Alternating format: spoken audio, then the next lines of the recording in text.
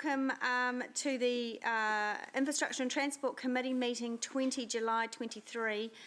Just before I ask Councillor Tawariki to open us with a karakia, I want to say a few words about what's unfolding in Auckland, and I know that Councillor Tawariki will reflect that in his karakia, but I just want, I guess, New Zealand Inc. and Auckland to know that we are thinking about them, we are thinking about the emergency services in particular and the police and any victims that are involved, and I'm sure during the break committee members we will be able to catch up with what's unfolding. I also just want to remind us as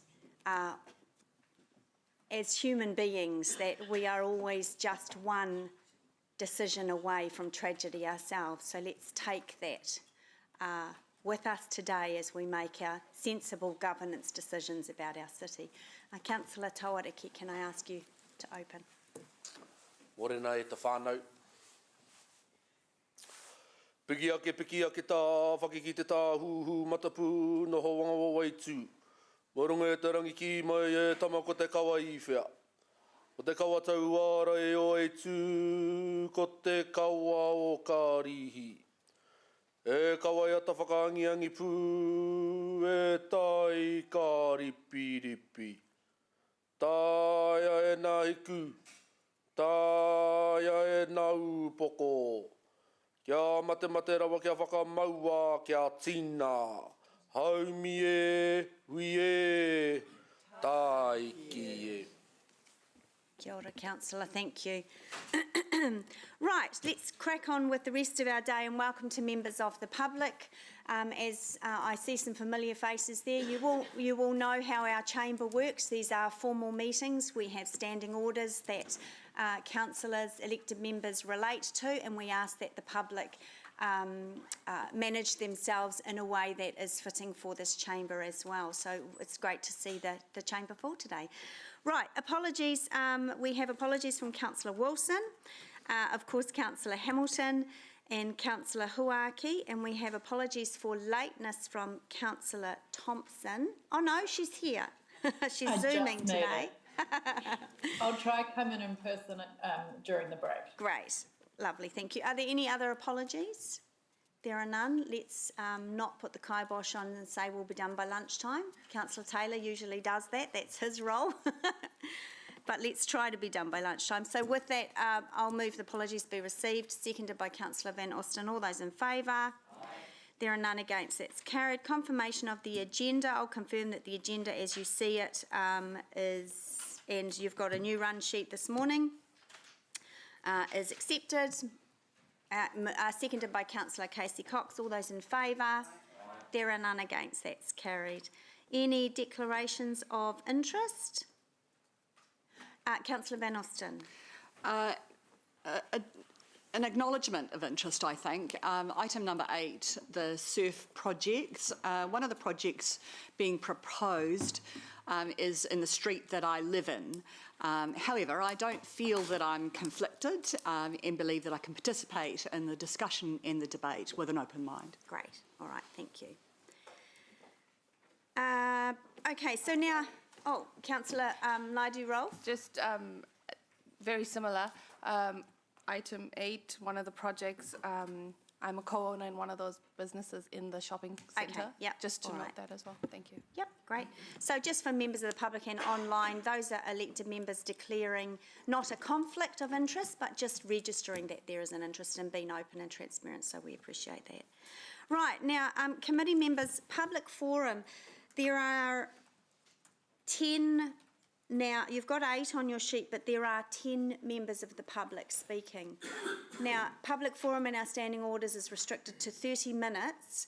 While I might allow a slight leeway of 5 to 10 minutes, it's going to have to either be without questions from members, or if the presenter, who they all have 5 minutes, it's up to them if they want to stick strongly to their salient points in a minute or two and then leave time, we can allow questions, but I am going to need your support. Otherwise, we could be here for 2 hours or more for a public forum, which extends the day quite dramatically. So let's see how we go, but I need your support on that so that we can make sure that we hear from all of our members in the public forum today. Right, so our first speaker up is Warren Gumley, and Warren is speaking to item 8. Good morning, Warren. Nice to see you in person. Now, for all members who aren't familiar, here's the timer up there. And again, just as I said, if you want questions from elected members, you do need to allow some time. Correct. So over to you. Thank you. Thank you. Everyone can hear me, I hope. Yes. So my name's Warren Gumley. I live at 7 Plunkett Terrace. I've lived in Plunkett Terrace for 23 years, and I've been an active member of the community, particularly in the community effort to get Hayes Paddock a heritage zone. My concern here, there's some slides I sent through. I was wondering if they're just about to go up on the big screen, but Great. they are on all elected members' devices. Right, essentially what I'm here to talk about is, and I'll be followed by Graham, who will talk about another aspect of our concerns, but what I want to talk particularly about here is the fact that it's Climate Emergency Response Fund money that is tagged from NZTA for emissions reduction primarily through promotion of, or through reduction of kilometres of distance vehicles travelled, through promotion of public transport, through promotion of alternative transport options, which is cycling and walking principally, and also, and the proposal is for Plunkett Terrace to be closed off as a cul-de-sac. Now, Hayes Paddock is identified as a walking, cycling friendly area. I'd like to point out that it is a walking and cycling friendly area because of our proximity to the river, not because Plunkett Terrace is a throughway in any way, shape or form. Hayes Paddock has a typical suburban roading system. We are we're just an ordinary suburban area. Traffic travels much the same as it does in the suburban area. We don't have high traffic volumes or anything like that. So just the first slide, and I wanted to point out with the first slide how the arrangement was in up till 2013, because it's worth bearing in mind a little bit of the history of this. In up to 2013, we had a very dodgy intersection. It encouraged speed. We had a lot of trouble with boy races. We had a lot of trouble with people going through the intersection dangerously because it was such a wide and open intersection. So in 2013, next slide please. 2013, the council did us a great service and put in the existing traffic island. That calmed the traffic volumes and traffic speeds enormously. We no longer have trouble with boy races. It also made the intersection much safer for drivers and pedestrians. So you'll see that people leaving Plunkett Terrace now have to go through a T intersection, which improved the safety enormously. Previously, we would enter the intersection with vehicles coming from behind us, and we had a lot of close calls. It also made the pedestrian access and cycling through that space much, much safer and easier to use. Next slide, please. As I said there, it's remedied almost all of those problems we had. Now, getting down to the CERF funding, and as I outlined earlier, the funding is about climate change emissions reductions primarily. So that slide simply informs the councillors that the residents of Plunkett Terrace and also any visitors and all the trucks servicing the cafe will be driving significant differences further, especially in a cumulative fashion. So it won't be addressing the primary CERF funding outcomes at all. In fact, it will be doing completely the contrary. The other issue too is that it will push the parking that currently happens in Plunkett Terrace, which is a bit of a nuisance, but not much of a problem really. It's only a bit of an issue on weekends, and once we've had the parking spaces put in, it's remedied the issues. And the parking actually does serve to slow the traffic down even further on Plunkett Terrace. And so from that point of view, it's not going to work. Can I have the next slide, please? Right, it's just I just want to comment on the articles that were presented in the letter to the residents, and also what the points in favour that have been put in the council report. And we have, as I said, the traffic island. It works very well, and it's remedied all of the dangers that we had. Closing Plunkett Terrace won't make it safer for cycling or pedestrians. People use the river track, not Plunkett Terrace. We're not a major route to anywhere except for the residents of Plunkett Terrace. So we'll all drive further. It's going to increase traffic flows on Galway Ave because that's exactly what we will do and what the trucks servicing the cafe will do. They will start using Galway Avenue, and I'm not sure that the people in Galway are actually appreciative of that. It's going to increase the parking. The current layout is not confusing for drivers, cyclists or pedestrians. It's quite straightforward. And if there is an issue, it has to do with speed on Jellicoe Drive. And Jellicoe Drive does have an average speed of 40 kilometres an hour, while the one in Plunkett Terrace is 35. That can be remedied very simply and not for over $1 million just by putting a raised pedestrian crossing in across Jellicoe Drive. And if you're even more concerned about that, then you could extend that to crossing the ingress lane into Plunkett Terrace as it stands at the moment. The point is that what we have now has solved the problems we have. What we will have with this proposal will be increased kilometres and will be antagonistic to the outcomes of the CERF funding. I think that's quite straightforward. To use this money would be a misappropriation of the intent of that money from the Crown. And I think there's a moral issue, a moral and essentially a moral issue with that. So I think I've covered most of my points. Graham will talk a little bit about our issues with consultation. That's great. Thank you very much, Warren. You were very clear on your submission points. Thank you. Right, so next speaker up is Graham Edgar Savage, also speaking to item 8. Morning. Kia ora.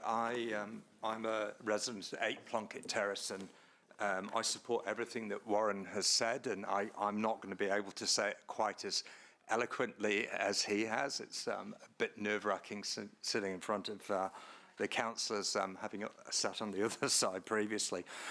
The three issues I have with, the three main points I want to make about the proposal. One is the consultation process itself, the proposed option that was come up with, and what I see as a scandalous misuse of public funds. Whether they are taxpayers or ratepayers, I don't think it really matters. I do think it's a misuse of funds. When the consultation process came out, it was effectively a forced option choice. We only had two options. One option which was a one-way, which I doubt would have ever got through the traffic planning, and the other option was the cul-de-sac. And if you look at you've got it in your appendices, if you look at the feedback that was given, despite the fact that we only had a forced option point, and you isolate it down to the people that submitted from Hamilton East, which in itself is quite a large area, Hayes Paddock is quite a small area, 37% were in favour of the cul-de-sac and 36% were opposed. So even given the fact that we weren't able to submit on a status quo option, 36% of people still opposed that option. The focus groups that were held, unfortunately, or fortunately, I was overseas for the period of time. I was on holiday in England, which was nice. I wasn't able to attend the focus groups, but I've talked to my neighbours. The focus groups, and you'll see that in terms of what has been fed back in the appendices in the council report, was more discussing beautification than it was the options. It was more around putting in facilities into an area which I think we live next to the walkway, cycle track. We live next to the Hamilton Gardens. We're very privileged where we are. We really don't need any more. Fix up Wellington Beach, that would be great. The reason that was given in the initial online survey was safety. Yet no one has demonstrated what the safety issues are in that area. If there are truly safety issues around pedestrians crossing that road, a simple raised platform would actually suffice, I would say. The option itself, if you think about it not from a safety point of view, but from the fact that this is around meeting our carbon targets, the option itself is actually going to mean that people are going to drive more. It's going to reduce the number of car parks because it's going to need to do so to be able to get, which I think is going to be really hard. If you close off Plunkett Terrace, I live right across from the back of the cafe, and we have trucks going in there. It's going to be very, very difficult and quite tight for a turning option. So you're going to reduce the amount of parks, and it's said in some of the feedback on the consultation that you will reinstate those parks. So reinstating those parks is again against the carbon emission target. So you're going to take out grass and put in concrete, which seems crazy. It also talked about quiet enjoyment. You're going to force more traffic to go down Jellicoe Road. You're also going to possibly make an area which is going to increase the noise if you're going to have all the things that were put in the consultation document. I can't see where this is going to save carbon emissions. I think in anything it's going to increase carbon emissions, and it just seems like me, I'm sorry, this just seems like a vanity project. It really does, and it is a misuse of public funds. I'm sure there's better things that could be spent on outside of the area. I mean, one, you can paddle a kayak down our street on heavy rain, and that is seriously not joking. Fix our drainage, that would be awesome. Thank you. Sure. 9 seconds to go. Well done. Cool. Thank you very much, Graham. And you did equally as well as Warren. So, all right. Next speaker is David Williams, and David is speaking on item 9. And he is representing Forest Lake Gardens Residents Committee. Good morning. How are you? Good morning, Deputy Mayor Angela. Pleasure to be here. My name is David Williams, and I'm representing on behalf of the residents of Forest Lake Gardens, MetLife Caremore Forest Lake Gardens, and the 250 residents that we have in the village. Also, we have the support of our management in this project that we have been working on for about the past 14 months.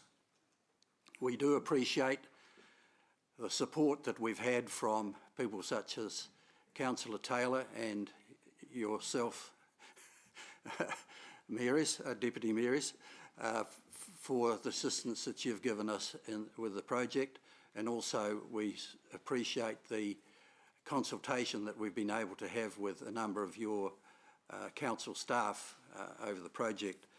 Obviously, there's two parts to the project. Basically, what we're initially looking forward to is opening up a better access from the Minogue Drive part of the village onto Minogue Drive itself.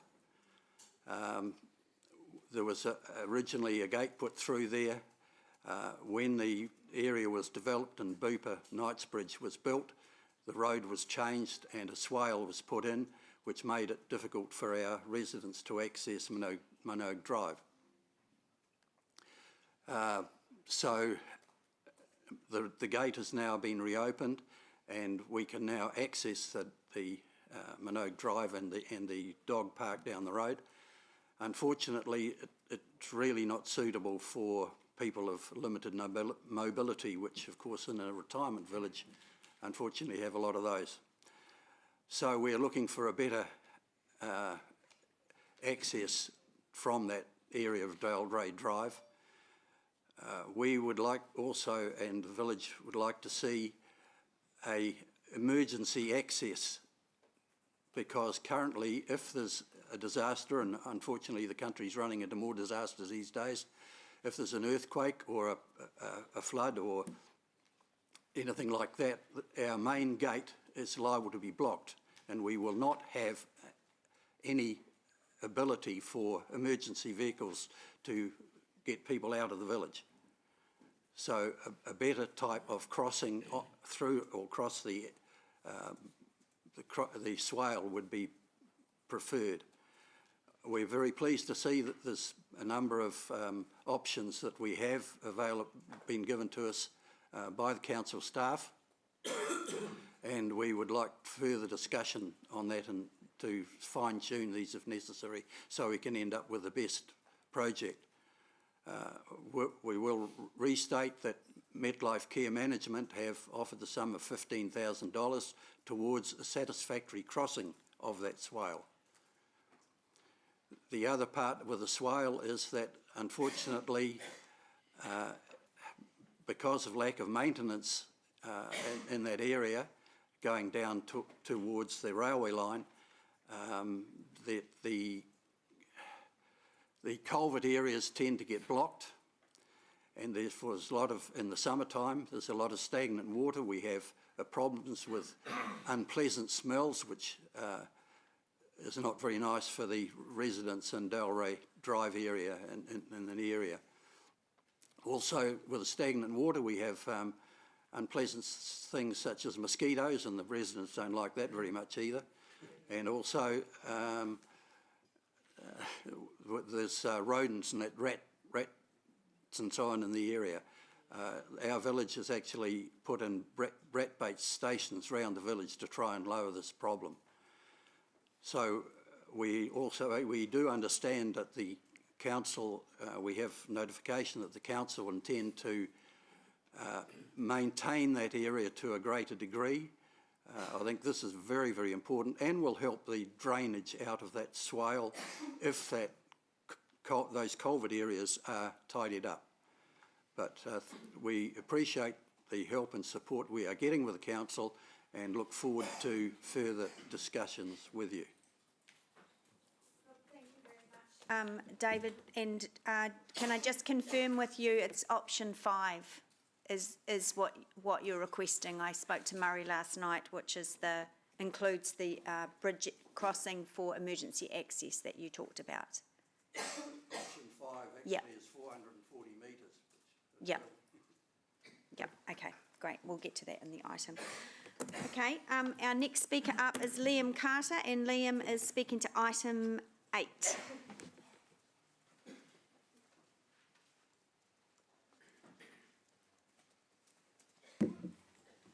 Morning.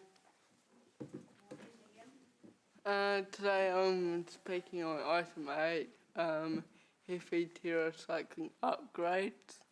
As stated in the agenda, I also think this project will provide improved cycling connections to the upgrades to the Boundary Heavy Terrace intersection, Brooklyn Road upgrade and additional connection through Clawlands Park, but also mobility upgrades to the area and safer walking, cycling, wheeling and around, especially when Clawlands will become our accessible playground for all.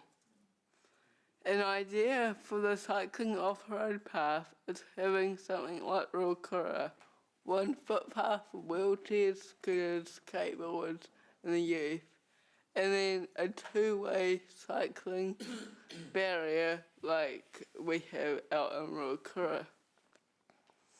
But one main idea I suggest is having a separated cycleway the whole way down Heavy Terrace, right down to Clarkin Road. Why? With many children, teenagers who live in the area, who might attend the 8 local schools in the area and live on Heavy Terrace or around the area, Heavy Terrace is a dangerous place to cycle, wheel and walk. This meaning at the current time, many parents choose not to let their child cycle, wheel and walk to school. Those who want to go to church, the shop, or get lunch, this road can be a nightmare. At this current time, there is a cycleway, but guess what? It's just paint. It's no safety. I ride down this road every day, and every day there is something new going on. Outside the fruit and veggie shop on Heavy Terrace, people don't care. They don't care about cyclists. They open doors at random times don't look behind them. They pull out all of a sudden. And they park half and half out when they can't find a park just to get groceries. But they do one thing. They don't care about cyclists.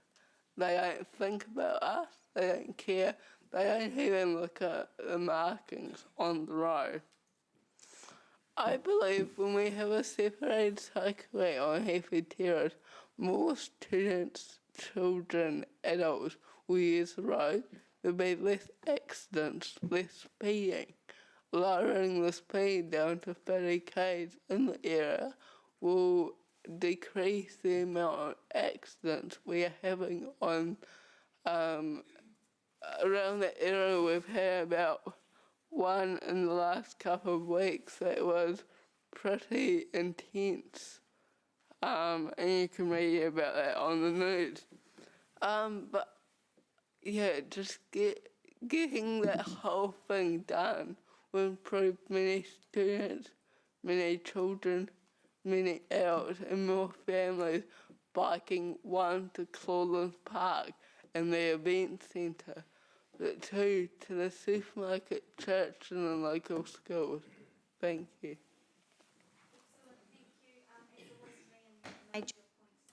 Very well, and you've done it in 4 minutes. Well done. Thank you. All right, next speaker up is Gary Farrow, and Gary is also speaking to item 8. Good morning, Gary. You're very familiar with our processes here. I am. Kia ora, Nice to Deputy see Mayor you. Angela. Kia ora tātou. My name's Gary Farrow and I've lived in Melville for almost 7 years.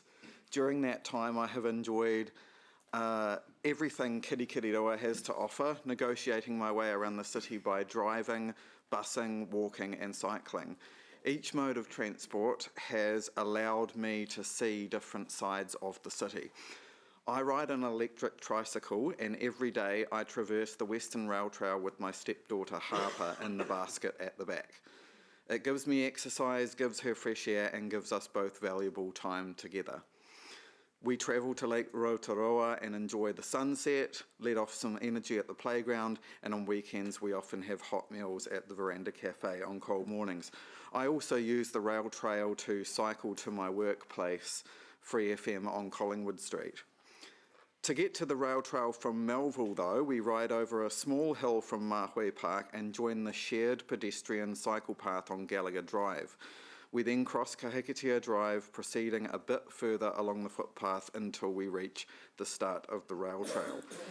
That's when the journey really begins, because it's like joining the rail trail is like joining the cycle highway. Suddenly the risk is so much, the ride is so much faster, easier and safer.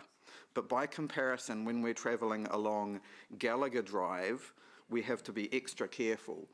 Not only keeping an eye out for vehicle traffic, but also negotiating our way around steeply sloped driveways and prominent lips jutting up from gaps in the footpath, which are jarring to ride over and have the potential of flipping the trike. And I do imagine some of those lips are so big that I imagine cycles have had accidents on that road as well. It also feels very hairy crossing Clough Place, halfway down Gallagher Drive, which has steep and jarring inclines and declines from the footpath on either side, clearly not designed for cyclists. That road also carries a lot of traffic, often travelling at pronounced speeds, again not with a consideration for there being cyclists there. The proposed idea of a raised table across that street would help mitigate that problem. The proposed improvements to cycling infrastructure on Gallagher and Kahikatea Drives will make the daily lives of myself and Harper safer and inherently better. There are also scores of other cyclists and pedestrians who use the route regularly and will benefit in a similar way. And Council can be assured that more people will access the cycleway in the future as it becomes more accessible. And that is the point of the Climate Emergency Response Fund is to help people change the ways in which they move around and they can produce less carbon emissions that way. Sure, in the short term, vehicles may need to create some slight more emissions to get used to the system. But the real point is to allow people, give people access to different modes, basically. So I'll end this on a personal note. Harper and I started riding the rail trail when she was 4 years old. She's now 7, and that entire time she has referred to that small hill between Mahui Park and Gallagher Drive as the Magic Hill. I just thought that was because it was fun to coast down the other side of it. But this year she told me the real reason. It's the Magic Hill because one moment you're in leafy Melville and the next you're in the Gallagher Drive industrial zone with heaps of exciting adventures into the city just around the corner. And I reckon a young girl referring to something so exciting as transport infrastructure with the word magic is the best endorsement you can get. I'm sure Harper and other children will be travelling over the Magic Hill for years to come and into adulthood as they make their way to work in the city in our carbon active future. So please nurture the city's future and give our cycling infrastructure the care and enhancements its citizens deserve. Thank you. Thank you very much, Gary, for your submission. Excellent, thank you. Next up, Melissa Smith, also representing Bike Waikato and also speaking to item 8. Kia ora, morning. Morena, thank you for having me. I'll try to keep this brief. I'm sure you all know what I'm going to say. The macroscopes of all the SURF projects up for approval today should be approved. They all look absolutely brilliant. They align with Hamilton City Council's strategies and policies for the future, such as Access Hamilton and the climate change strategy. What excites me most about the projects on this list is that they are moving towards closing a lot of the gaps in our network. So it's actually fortuitous that I've gone just after Gary because he's explained it really eloquently, that connection that's being made between the Western Rail Trail and the suburb of Melville with this Gallagher and Kekatea Drive upgrade. And what Liam has said as well about Heaphy Terrace and the upgrades and the connection that that's going to make to the Claudelands Bridge intersection upgrades that took place last year. That's why I think that it's really critical that all of these are approved, that there's no faffing around with it. Because we're at a critical point now of closing these gaps in the network, and that's going to make cycling much more accessible. There are some apprehensions, I think, from the community about potentially these projects trying to force people out of their cars. But we all know, based on council strategies, the goal is true modal choice. And just to give a personal anecdote of what that looks like, I think about the time that I started cycling as a student in Christchurch and how the fact that Christchurch City Council had started closing the gaps in their network about 10, 15 years ago meant that as a student, I was able to ride a bike to school, to work, to groceries, to friends' houses, to participate in my community. And I don't think that my life would have been better with having to pay car payments, insurance, gas, etc., at a time in my life when I couldn't even afford to heat a poorly insulated flat.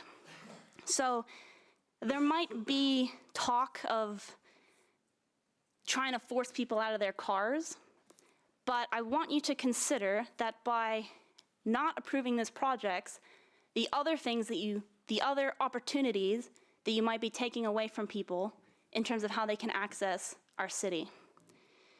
Change is sometimes scary, it's sometimes difficult. We are going through a change where people have to get used to a different way of moving around, and there might be some growing pains, there might be a little bit extra emissions and traffic, but in the long term, what we're gonna have is an extremely accessible, safe, and vibrant, livable city.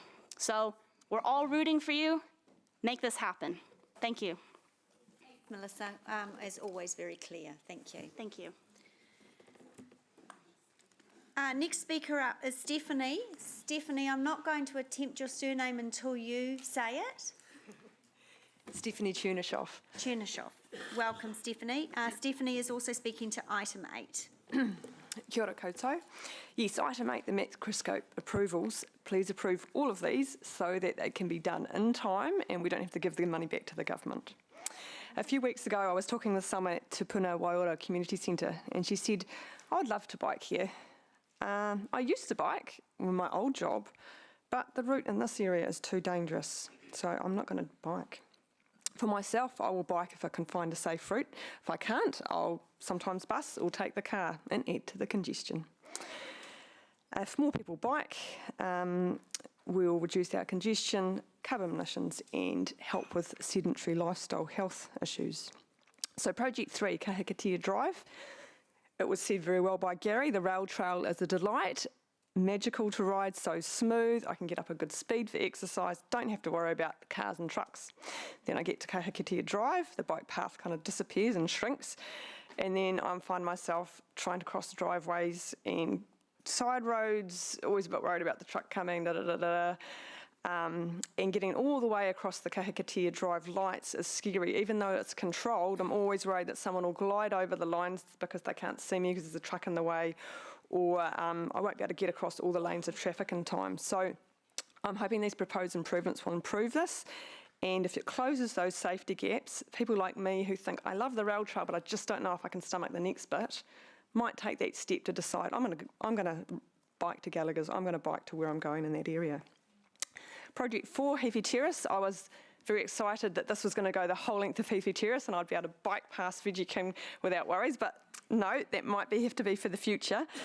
But to me, it's a no-brainer trying to get people to bike to events. Events around Claudelands, traffic gets very busy, both the traffic on the road and the pedestrian pathways are busy, so your options if you're on a cycle is to either go past the cars, get worried about someone opening a door into you, or trying to find their park because they're so desperate and cutting you off, or by sharing the pedestrian path, which can be a bit scary for pedestrians. So, yeah, it's a total no-brainer helping people to get to events, just like you supply buses to the balloons, or in Wellington they have trains to rugby games. It just totally improves efficiency and safety, so I'm definitely supportive of that one. Kalani Road Level Crossing Project 9. Anything that improves cycling over a rail crossing is a gain in my opinion. My only comment would be, please design the exit and entry points for cyclists well, because there's some places in the city where you go onto one of these little mazes which kind of makes you stop rather than just going across the rail. But then coming out of that, there's like a big curb to jump over or something. So for me, I might go, well, I'm not going to use that piece of safety infrastructure because it's so annoying. I'm actually going to just go on the road, which isn't as safe. Hayes Paddock. So I think most of us love this area. Lots of people around the city go there for swims and to the cafe. Tourists and locals come off the Te Awa River ride. But for me, I'd quite like just a little bit better bike parking there, so that I can confidently leave the car at home and know that I can park my bike outside the cafe where it can be seen. That's my only comment on that one. Horsham Downs Road is in my neighbourhood, and I love the improvements that have been done there. It makes the difference between me putting my car in the traffic jam or letting my kids bike around the area. That's the difference it makes to me. So the design with the buses, the new bus design, I really like the concrete barriers that separate the bikes from the buses.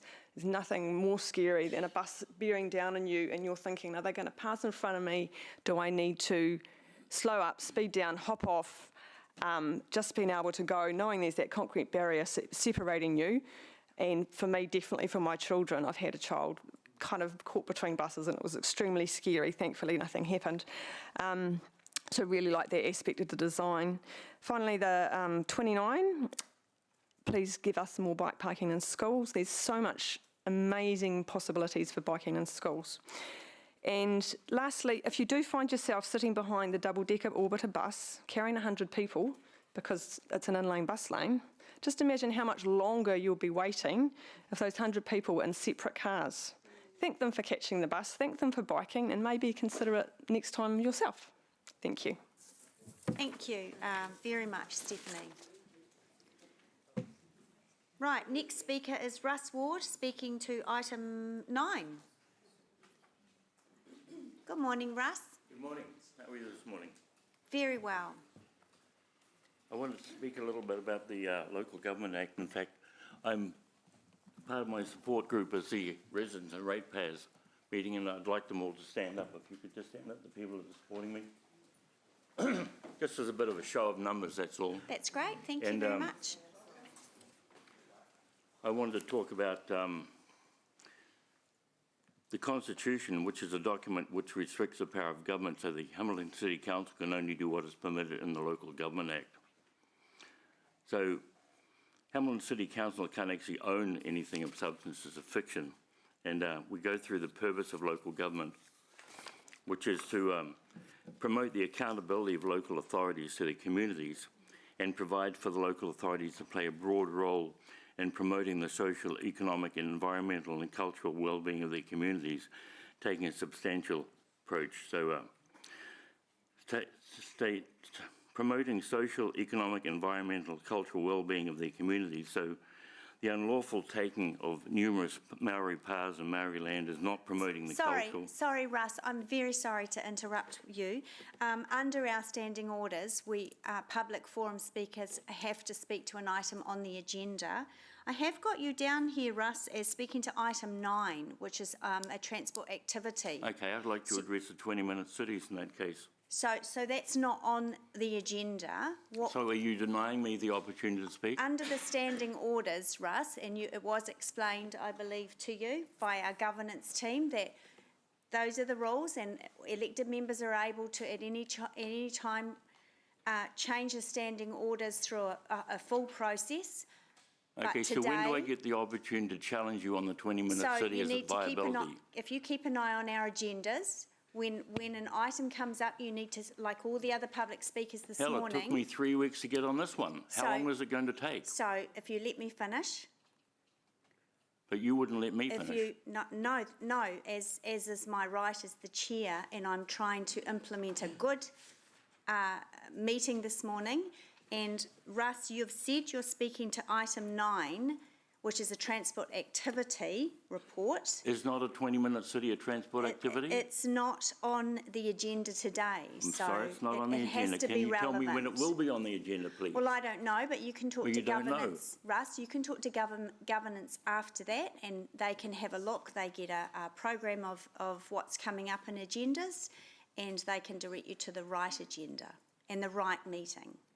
Well, I thank you for your attendance at the last ratepayers meeting. No, Russ, look, I'm voted sorry, right against your 20-minute city. One of the really key things is that we invite public to speak at these forums, but there are rules, just as there are rules for elected members, and we all want to be respectful today. And there are also rules that you have to abide by as a council. Please don't interrupt me.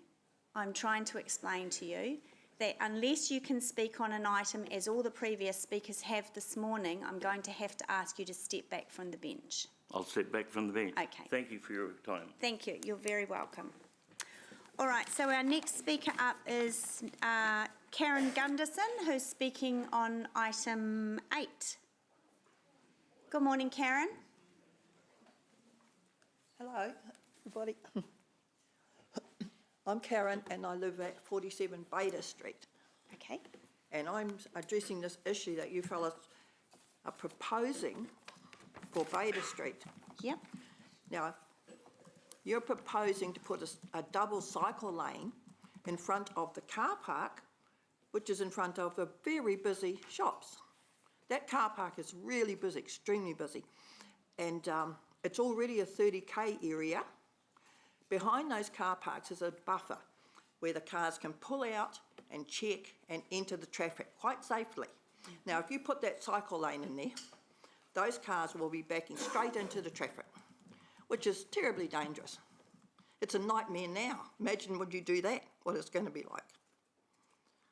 So I don't know why you've decided that to create a problem is the way to go. But if you have to have a cycle lane, which maybe you do, Maybe you should put it on the other side of the road where there's more space. You could probably do away with the berms. You know, they're not a necessity. Because also when you put the cycle lane in on that side of the road that you're proposing, the bus stop will now be an in-lane bus stop, which will just add to the problem.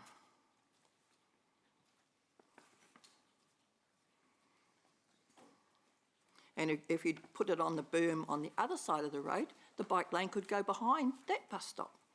No problem. And it wouldn't have to be an in-lane one either. So that's all I really got to say on the subject. It's very clear. Thank you very much, Karen. Thank you. All right, and our final speaker today is Nick Williams, and Nick is also speaking to item 9. Good morning, Nick. How are you? Good morning. Thank you for the opportunity. You're very welcome. I didn't come to speak on any particular point.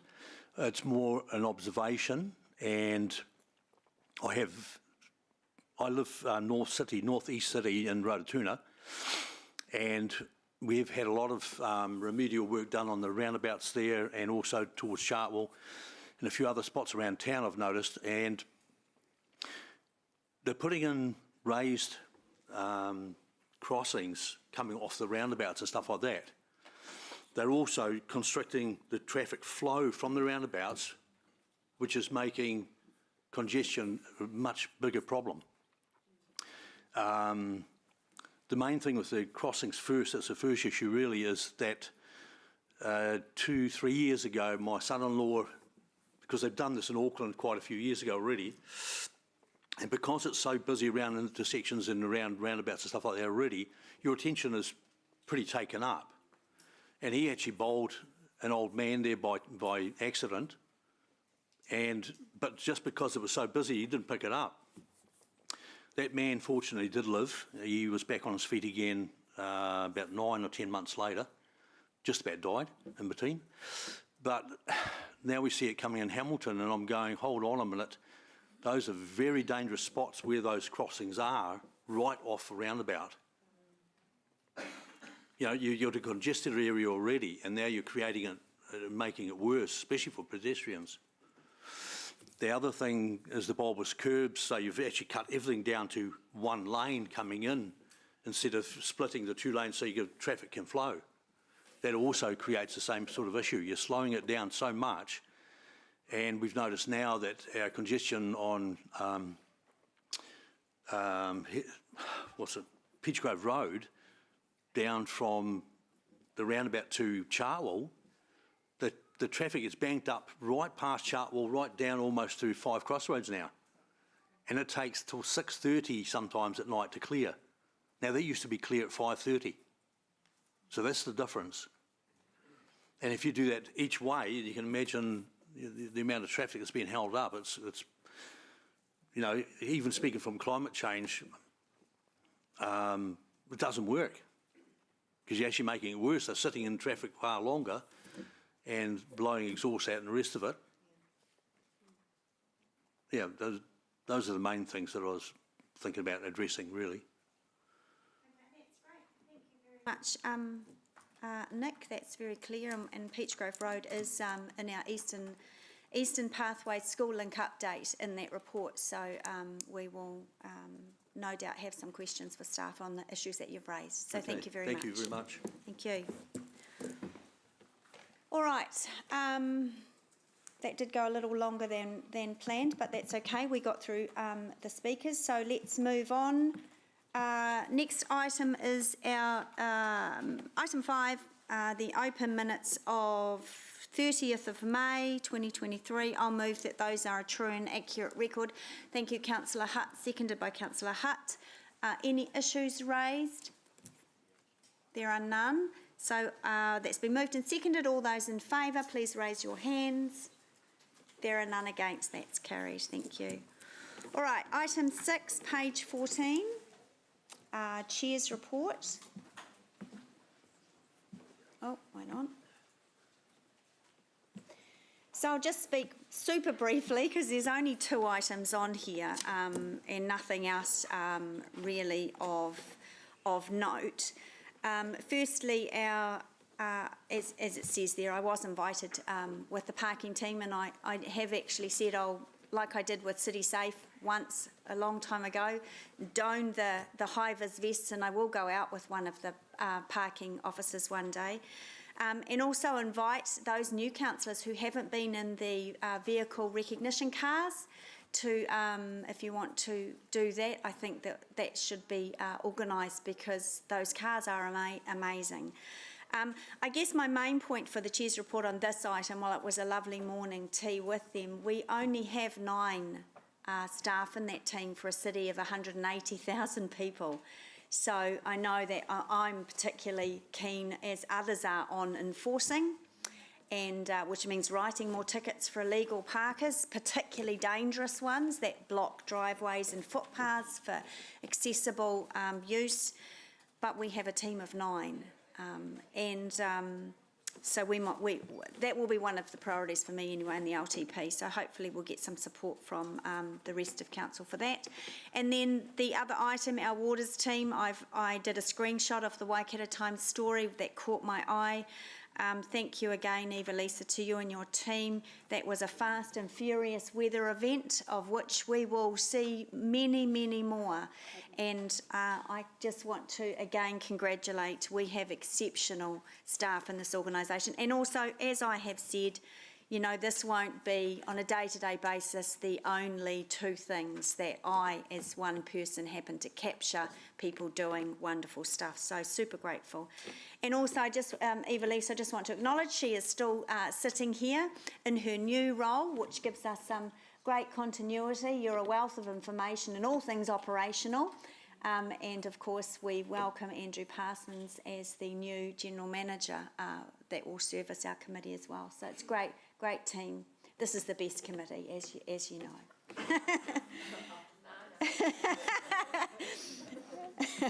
The other chairs might not agree, but you know, that's okay. So I think that's all on my chair's report. If there are any questions or comments, Councillor Van Osten. Just to thank you, Chair, for highlighting the waters issue and Hamilton's great response to it. The flip side of that, though, was the concern that neighbours had regarding the district council's involvement, and I wondered if Eva-Lisa, you could give us a bit of a brief on an update rather on how they are remediating the problem. Yeah. We've got Myri here too. I'm looking at Myri Porter, who Yes. is in that detail, but just to work with with Waipa District Council, we did work closely with them on the day, and so it's we are still working in partnership with them, and but they are the lead in terms of the remediation. So Myri can give a quick brief update on that.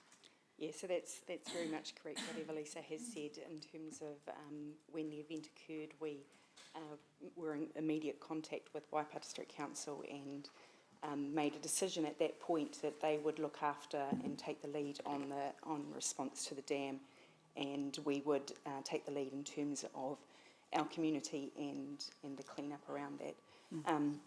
I was in contact with Waipa District Council just this morning and asking for an update on how things were going. They've engaged engineers to look at the dams and are looking at what the future sort of arrangements should be for those dams to ensure this doesn't happen.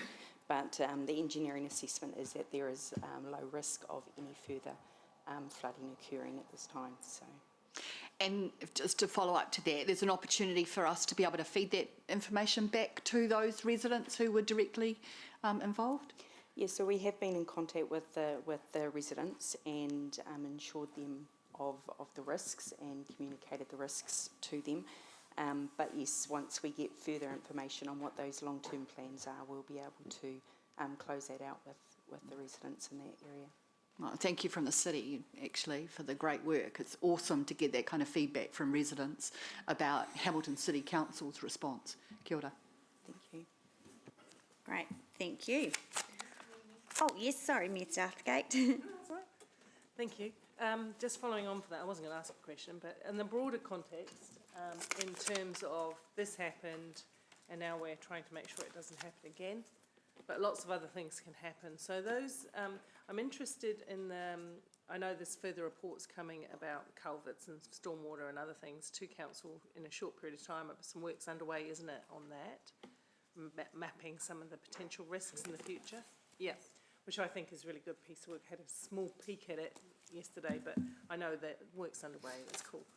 In terms of our boundaries and our ability to be agile with those future-proof councils around issues that might impact Hamilton's water, are we aware of any other risks that we've proactively identified? I mean, this was potentially unforeseen. It was an incident that happened. Are we confident that our connection with our neighbours is sufficient to avoid this happening in other parts of the city? Should we have intense rainfall, which we will, it's just a matter of what day will that come? Through the chair, I'm not aware of any other significant risk that would be equivalent to what happened with these dams.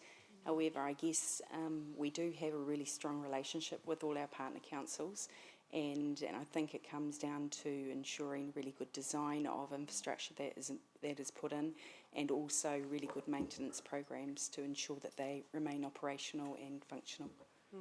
So through you, Madam Chair, if I can ask staff to do some thinking about that ahead of the LTP so that we can bring it to those meetings that we have with Waipa and Waikato, but we can seek assurances and do due diligence on those kind of things ahead of the LTP, because we should be working in a boundaryless way, and we know that's more important than ever. Connected infrastructure, Chris? Yeah, so yes, we definitely will take that on board, and bear in mind this committee will also have our project watershed and how our erosion protection will be working alongside regional council as well within our city catchment. And so it's actually that the long-term plan is that ability to actually look at that and bring that to elected members to determine the risks and funding the remediation for those. Thank you, thank you. Great, thank you. All right, so that's been moved and seconded, hasn't it? Has it? Yeah, Councillor Hart. Thank you. I won't, that's all been said now, so all those in favour, please raise your hands. There are none against, that's carried. Thanks, everyone. All right, now let's move on to item 8. Now, with your support committee members, I think we've still got some members from Hayes, some residents from Hayes Paddock here, so I'm going to bring your item up front now so you can hear the questions in the debate. And so it's pretty obvious that I'll separate that one out of the resolution. Let's deal with all the questions and everything from that one, put that one, have a vote on it. Councillor Thompson and myself have been working on another motion. There may be others. And then we'll work out, we might break for morning tea and then come back and finish the rest. And I might also, I think the Horsham Downs one might need to be extracted as well. Just trying to make sure that everyone's comfortable and we don't do it all as a suite. Yeah, that was your question, wasn't it? Excellent. And then I can give you your glasses back and get mine from out of my car too. Isn't that? There you go. Oh goodness, that's good. All right, so let's just deal with Hayes Paddock upgrade on questions, etc. Just like I said. So let's do those first. So I'm going to go to Councillor Hutt first. Oh, yes, so just as Councillor Thompson has written it, just exclude the bit that I introduced. What's that? Oh, yeah, sorry, yeah. So I thought you were asking for the motion to go up first, no. Just so you can see where we're headed. So over to you. Thank you, Chair. Sorry. Look, I won't speak for too long because I think there's some pretty juicy stuff that we need to be talking about. Some interesting items up. I just wanted to say that, particularly on the Hayes Paddock item, it's been a really interesting and robust engagement and discussion with the local community. And I think it's proved how passionate people of that community feel about their community space down there. It's a lovely part of the city. They love it. But yeah, the discussion's been really, really thorough, and I think you can see from the attachment to the report and all the feedback that we've got that there's a lot of interest in this particular item. So look, I'll leave it like that and we can carry on. Okay, I've got a huge list of questions as well, but I'll be last as chair. Councillor Hart, let's start with you. I just want to clarify that my other questions on the rest of the surf projects I'll definitely be able to ask later. Yes, you'll definitely be able Great. to ask them later. I want the residents to have heard the decision today. Cool, so. great. All right. No, and then I will start with my Hayes Paddock questions. Go ahead. Kia ora, Martin. I'm just wanting to start maybe with, I'm interested in some of the comments made today about it in terms of a climate project, with my climate advisory lead hat on. So the government approved this package of projects that we put forward. I was wondering if you could speak to what criteria the government had for us to meet to be approved to view these in a climate lens. Does that make sense? Yep, yeah, that makes sense. So, yes, what the government's really hoping to achieve through the program is, emissions reduction, VKT reduction, providing people with more transport choices in their communities. They split the funding down into, I suppose, it was four main categories for funding, and particularly for the Hayes Paddock project, it fell under the category of creating a walkable neighbourhood. They felt it was best fit in that category, and that was really about targeting neighbourhoods to just improve their attractiveness for walking in particular. So they felt it ticked that box, and therefore obviously the funding got approved. And other councils around the country are doing similar types of projects to this as well. We're not sort of in a unique position here. Yeah. Do we have any internal criteria that we use to identify climate transport projects for this fund, in terms of, we've got lots of things we could do. How do we say? Hayes Paddock, definitely for surf. Yeah, look, I mean, the projects that we picked were projects that we were already thinking about on our books around walking, cycling, public transport anyway.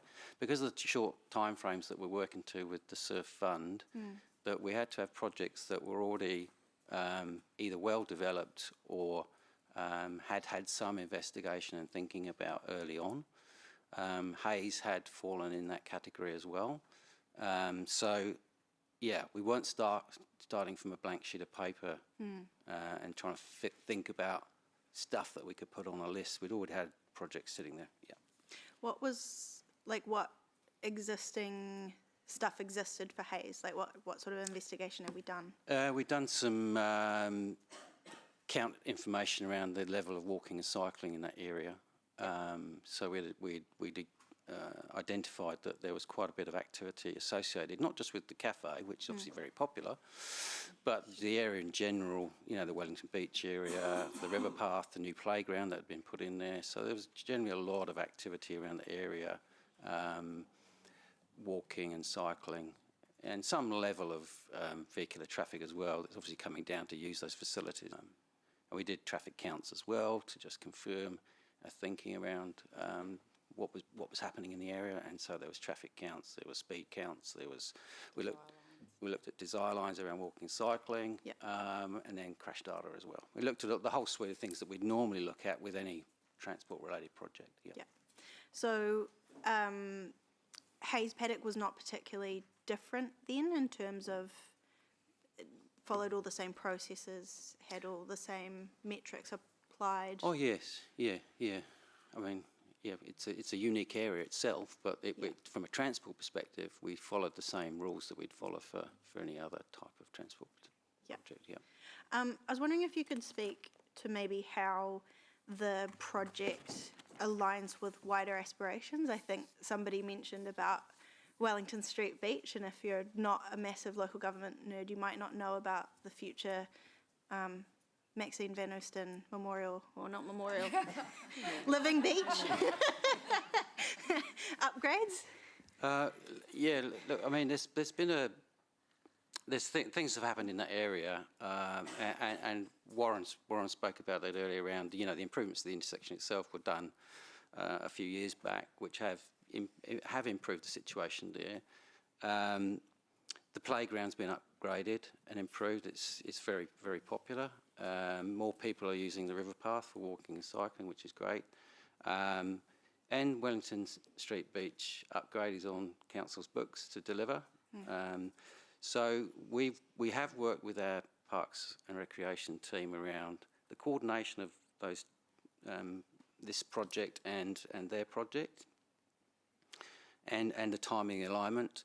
And so I think what we're trying to achieve then is the connections between all the elements that are currently there with the upgrades that we want to do from a parks point of view and a transport point of view. So it improves the amenity value down there even more. It's a lovely part of the city to be, but I think there's an opportunity where we can improve it even more. By doing that, it will probably attract more people, which is probably what we want. So it's going to get busier for walking, cycling, and hopefully not vehicular traffic, but I'm sure that it will attract more vehicular traffic as well. So, but the aim is from the surf fund, if you drop it into one of those main categories for the funding, is to create a more walkable environment. It's safer, it's more comfortable for people to be in. In terms of coming to the two options, I know the Access Hamilton group queried about why we weren't providing a third option of no change or status quo. Yep. And the report back to Access Hamilton was that if we provided an option of no change, we would lose the surf funding because it didn't meet that criteria. Could you speak to the rationale of that? Yeah, I mean, tackling climate change is about doing something, not about doing nothing at the end of the day. And that's what the fund was set up to do, was to actually get change happening in the transport space. 64% of emissions in Hamilton are from transport, which is one of the worst stats in the country. Therefore, we need to be looking at that. And, when you look at our Access Hamilton strategy, you look at our climate change strategy, and the targets that have been set in this room around emissions reductions are quite significant. And, and 2030 is not that far away, 6.5 years away. We've got a lot to do to reduce emissions from transport. So the surf projects are really scene setting. They're dipping the toe in the water of transport change. They're not wholly transformational on their own as projects.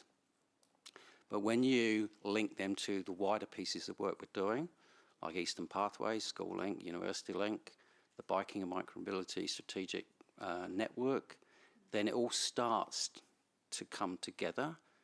But we've got a lot to do in 6.5 years if we're going to meet that 30% reduction as a minimum target for the city. Yeah, so doing nothing is not an option.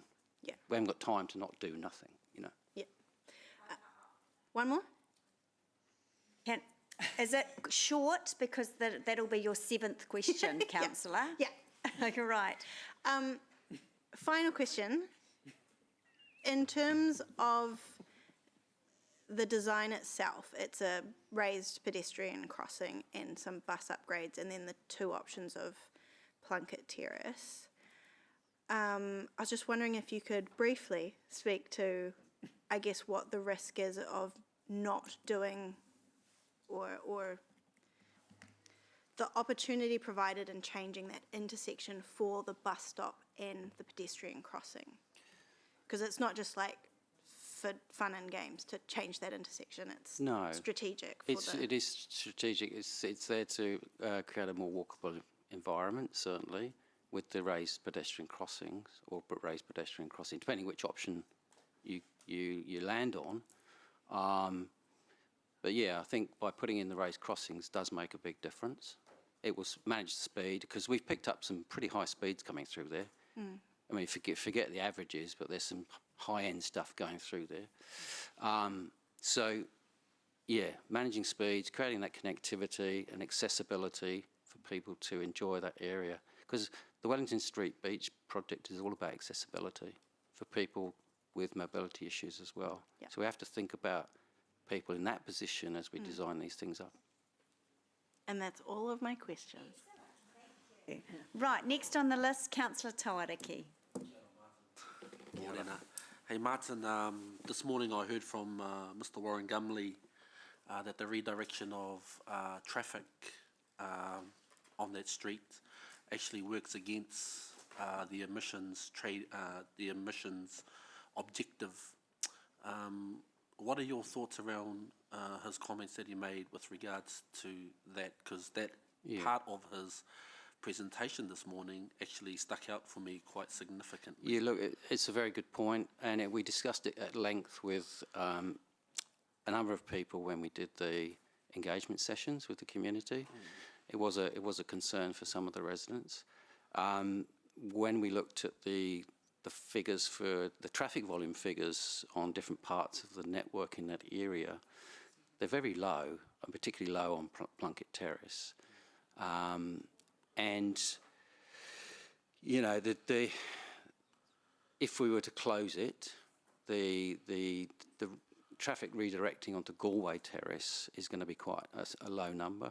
It's mainly the residents, the 18 properties that would be in the cul-de-sac section. It'd be mainly their trips that are redirected down Galway Terrace. It'll be such a small number that it won't be noticeable by the people that are living on that part of the network. And the extra time in travel time we're talking seconds rather than anything else. So, yeah, horses for courses, really. I mean, it's a minimal impact, I feel, from an emissions point of view.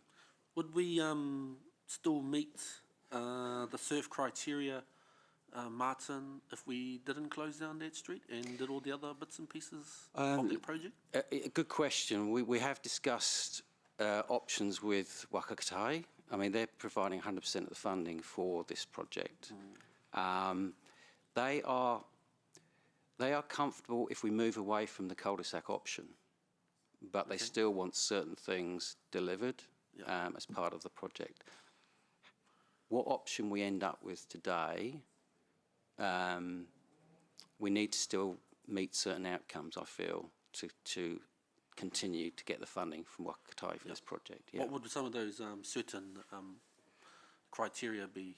We'll be creating a less vehicle-dominated environment in that space, providing that connectivity and accessibility for walking in particular in that space, improving the safety in that space. So if we can achieve those things, the funding will still be there. If we obviously do nothing or just put one race safety platform in, then they'll walk away and it'll just come under our low-cost, low-risk program then. Kapai. Thank you. Thank you. Councillor Pike? Thank you, Madam Chair. And I just want to thank staff for their work on this and their engagement with the residents, and also for the residents for their passionate submissions today. Just reflecting on some of the comments from the submissions today, has an option been considered to keep things as they are and only implementing the raised safety platforms and the bus shelter? And if not, why has this been discounted as a viable option?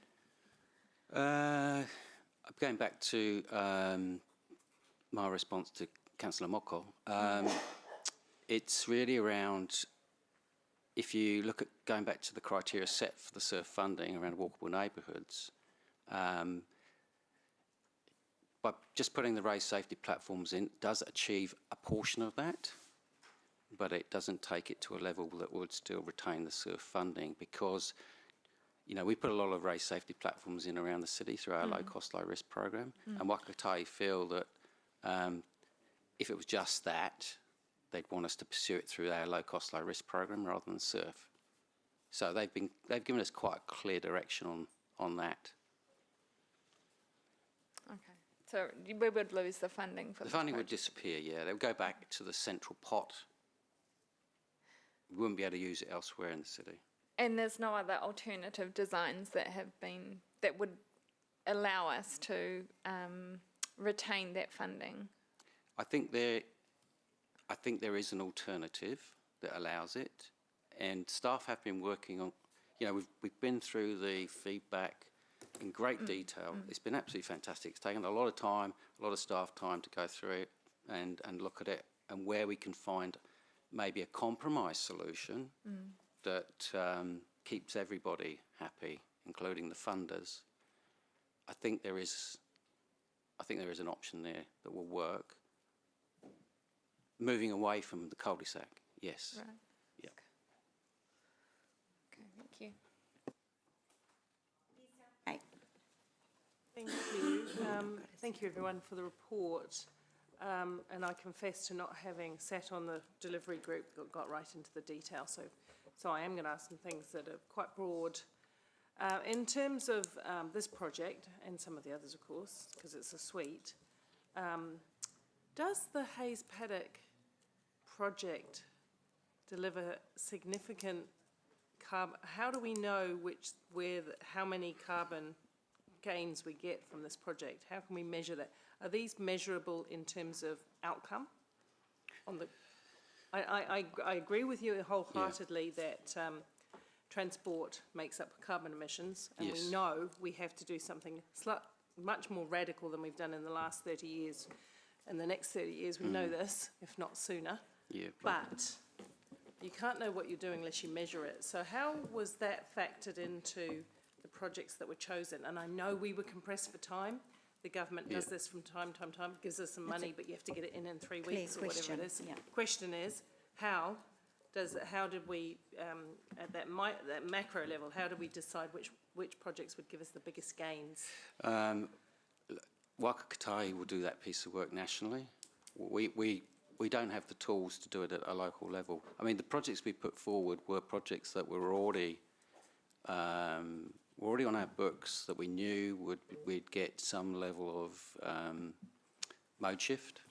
That was, or provide transport choices to our communities. And by doing that, you are, to some degree, tackling that carbon emission problem. We haven't measured each individual project on its own. No.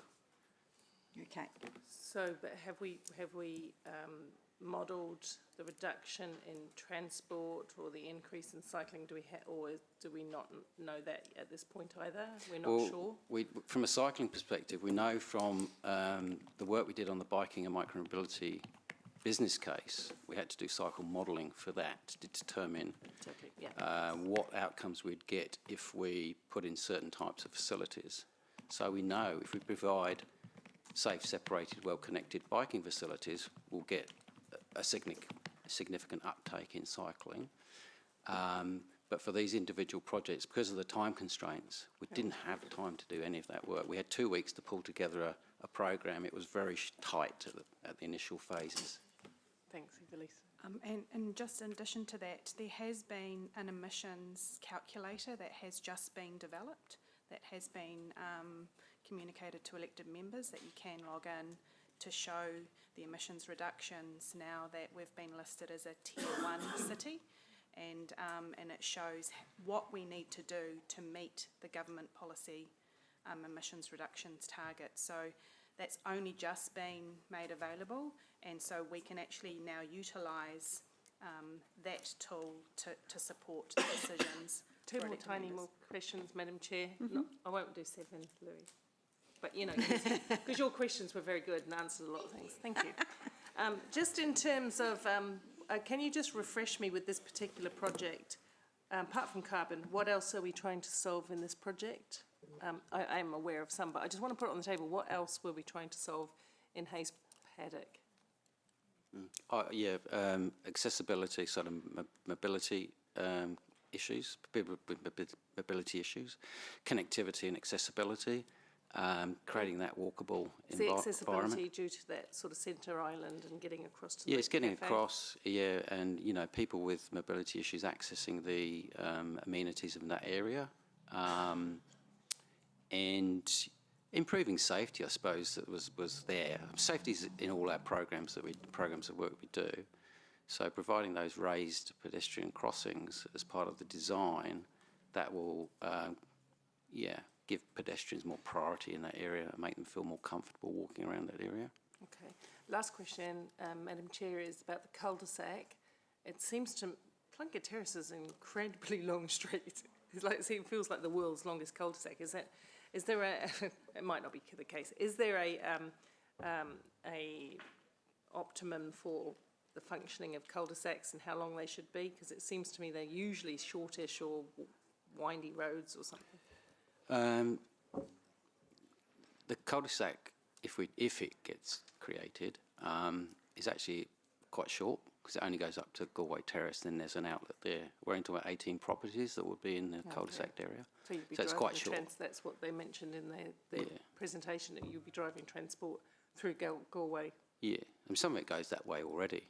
But the numbers when we've done the traffic volumes on Plunkett Terrace over the 7 days we did the count are actually quite low. They're quite low numbers for the whole of that stretch of road. Yeah, so they're low anyway. So there's, and I know that's parking both sides, so you have to kind of wend your way quite slowly anyway through there, right?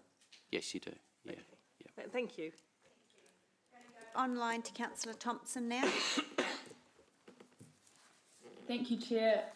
Morena Martin, a motion has been circulated which refers to option 2 with a two-way exit.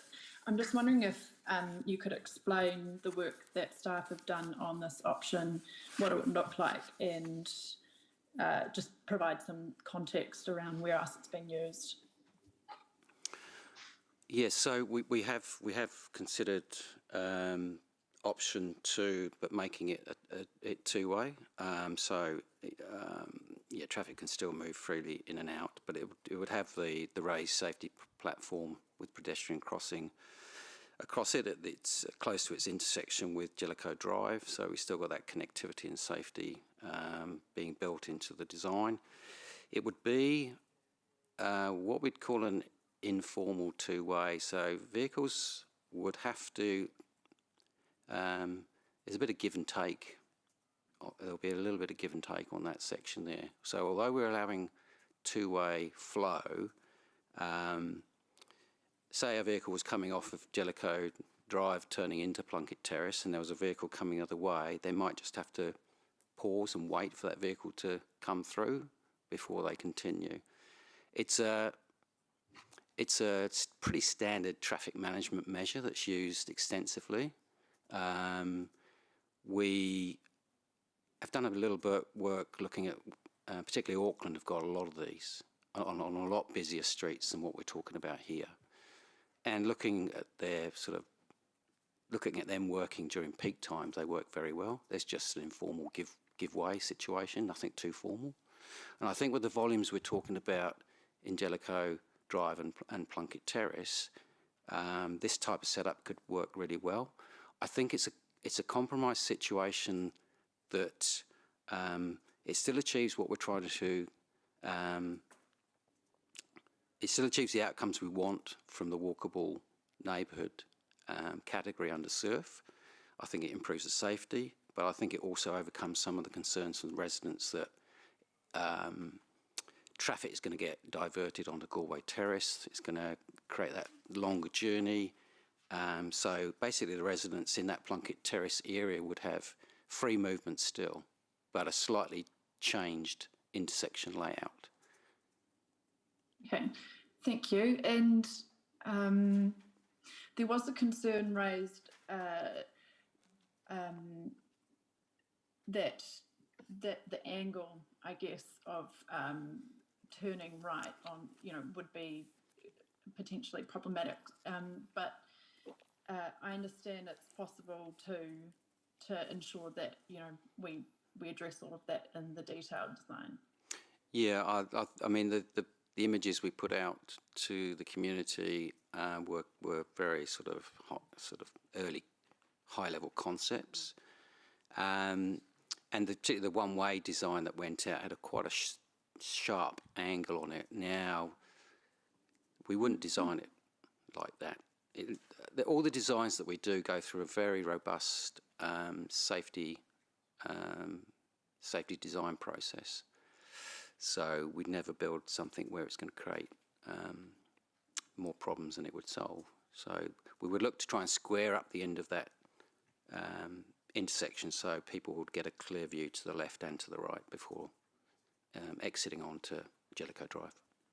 Cool, thank you, Martin. I've got two more quick questions. One is just, is it possible to provide a very rough breakdown of like costs? Because that was a concern that was raised in public forum.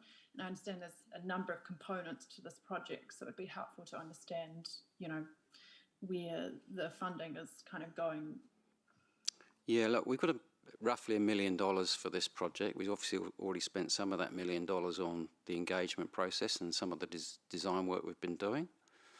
I mean, most of the costs will go on, I mean, there's different elements. It's hard to actually pinpoint what most of the costs will go. I expect a lot of it will go into the community space. The raised safety platforms themselves aren't cheap these days, and Robin Denton might be able to tell us exactly what a raised safety platform costs these days, but I'm going to say at about $300,000 a pop, something like that. And then we've got some drainage. Drainage has been mentioned by the residents to us. In fact, we were down there doing one of the drop-in sessions and it was absolutely teeming down with rain. So we experienced, you know, firsthand. And so look, so yes, I mean, when you put these types of measures in, you'd have to look at the drainage very carefully. So that will be looked at as part of the detailed design. And you expect we'll be able to improve the drainage issues? We will look at that, whether we can fully improve it or not, because it's not just about putting extra catch pits in, it's about the pipes themselves, but we won't be doing anything to upgrade pipes. Okay. Thank you, Martin. And finally, it was just other concerns were raised through the engagement around other problematic intersections and speed issues in the general area.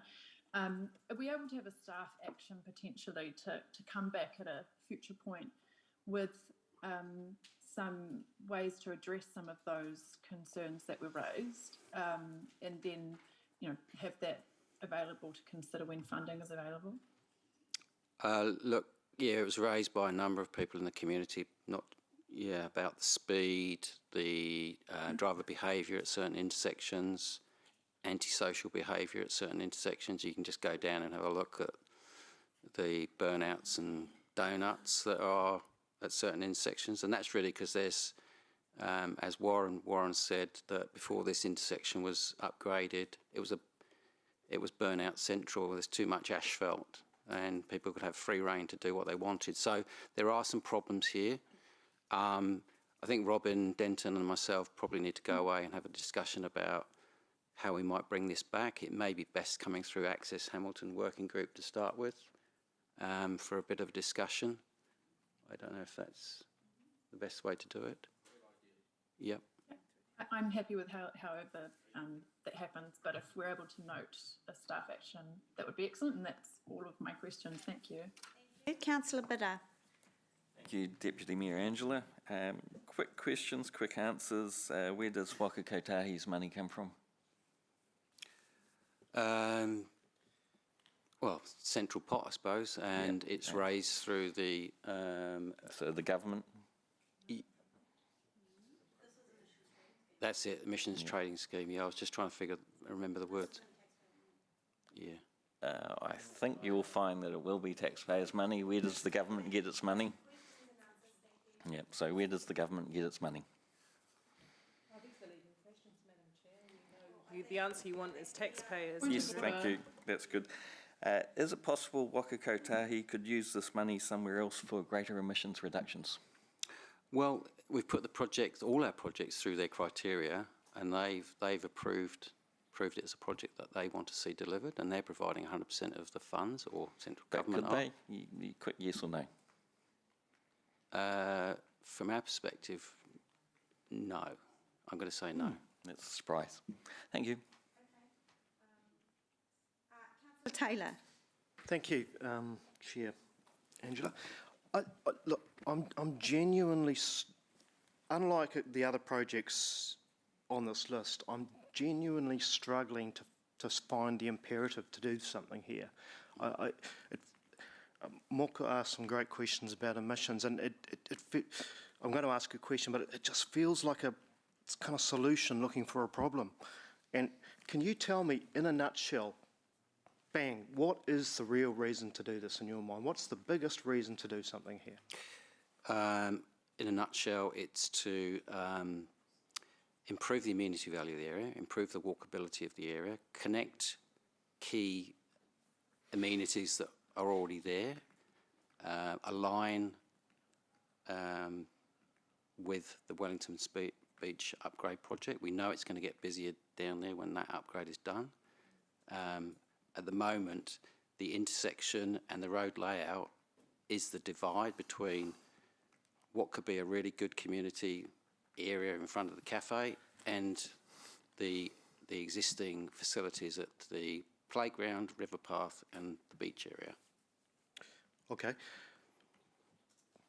Again, well, I've sort of a whole range of things there. In terms of emissions, we don't know how many emissions this is going to save. No. We don't know. We don't know, yeah. Is it going to save any? I've got to be honest with you, we don't know. As a Right. project that stands on its own, it's got to be very small, but we can't look at this stuff in isolation. We have to look at the whole, and that's what Waka Kotahi are doing nationally. They're looking at the whole. So, given that it is a very lucky suburb already, it's got the river there, it's got the walkway, the cycleway there, to what degree is this actually going to improve walking and cycling? You've already got the great access to the river there. People already use that. I think we go back to some of the feedback that was received from local people was they want the opportunity to take their families down to the playground and river path area, either walking or cycling. We talked to a number of parents with young children. The kids really want to cycle. The parents are really worried about them cycling through this area. There's just too much vehicle activity, too much asphalt to make them feel comfortable to let their children bike through here. They currently, the children bike on the path, but they'd rather the children had a better opportunity and more better facilities to walk and cycle around the area. So whilst we have people that are anti the project, we do have a large portion of the community that want to see some level of change. And I think that's what we're obviously debating today, is what level of change that might look like. The cul-de-sac option might not be the right option here. We might end up with something else. But the community that we talked to that gave us feedback want to see some level of change, the majority. If we vote down this one today, in the recommendations, number 4, Project 15, if we vote that down, what would happen then? Does that give the opportunity to start again and to do some work and come back with something else? I think time is against us. We've got 11 months left to deliver 28 projects. We've got one underway at the moment. Okay. Time is really against us. Yeah. Okay. Last question. What's come through is a real desire to get hold of this government funding. But is it good practice to in our desperation to get our hands on this funding, to go ahead with a project where we're not really, there aren't tangible benefits in terms of reducing emissions?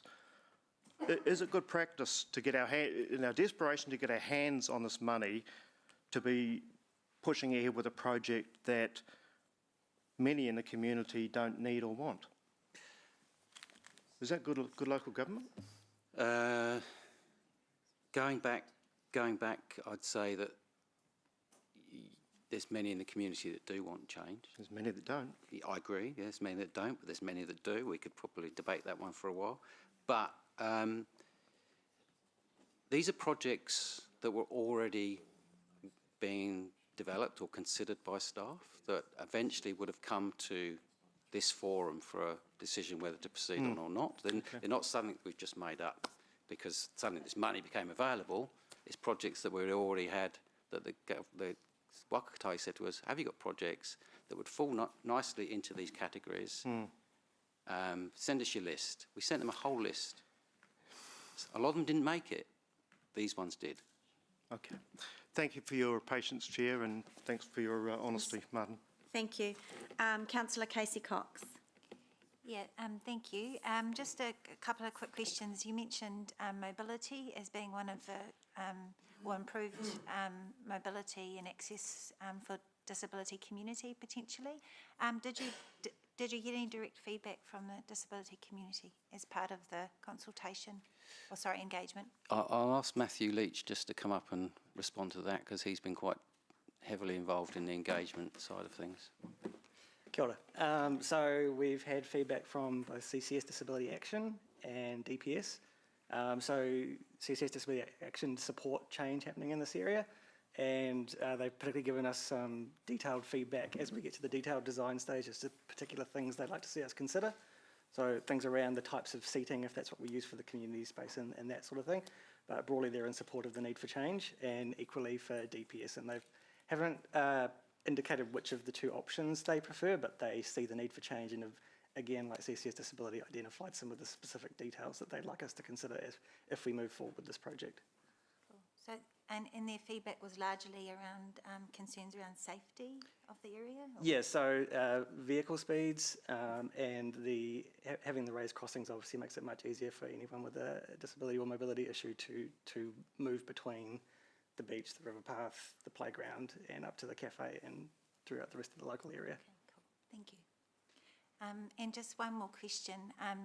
As a cyclist myself, I'd love to bike to Wellington Street Beach, but would probably choose the river path rather than the road, just because the link to this potential development seems a little dangerous coming down Jellicoe Drive. So are there moves, I guess, to improve the linkage to this area? Sorry, in response to that, yes. I mean, long term, the Biking and Micromobility Network Plan would be looking to link all this stuff up together. Timing, can't give you any answer on that, but the piece of work we're just about to start is actually on Grey Street itself, going from the shops down to Cobham Drive and the gardens. Then we're looking at that as a strategic route, but as part of that process, we'll also look at those connections into that strategic route. And I guess that's where the emissions reduction really kicks in, is when all of these pieces connect together. So this is one piece of a puzzle, I guess you could say. It is, and you have to start somewhere. So this is just a bit of scene setting, really, and starting somewhere. The bigger stuff's coming. Thank you. Yep. Stim? Thank you. Gosh, lots and lots of questions. Matt, if you stay there, because there's been the suggestion from some of the submitters today that the engagement process hasn't met some of the requirements that they believed should be there. And I wonder if you could just give us a bit of an update on what processes were used, how many doors, leaflets, feedback sessions, etc. I'm not an expert in this, and I'm going to ask Loredana to join Matt at the front desk, if that's okay. Be concise, because all this information is in the report. Thank you. Yeah, so that'd be great. Morena koutou. Just for full transparency, I actually live in Hayesville. I don't see myself as conflicted to be able to participate in this discussion. In terms of numbers, Matt is actually the best person to talk to that. I can talk to the wider engagement and what we were doing. Cool. Thanks. So in terms of door knocking, our focus was on Plunkett Terrace, Galway Avenue and parts of Jellicoe Drive, not the full length of Jellicoe Drive. So approximately 100 households were door knocked multiple times. Obviously not everyone's home, so we didn't speak to everyone. But I think Warren and actually Deirdre behind, I've probably spoken to them half a dozen times. And we delivered brochures to the entirety of the Hayes Paddock area. So there's approximately 300 properties in the area. So both people living at those properties and the property owners received brochures about the project as well.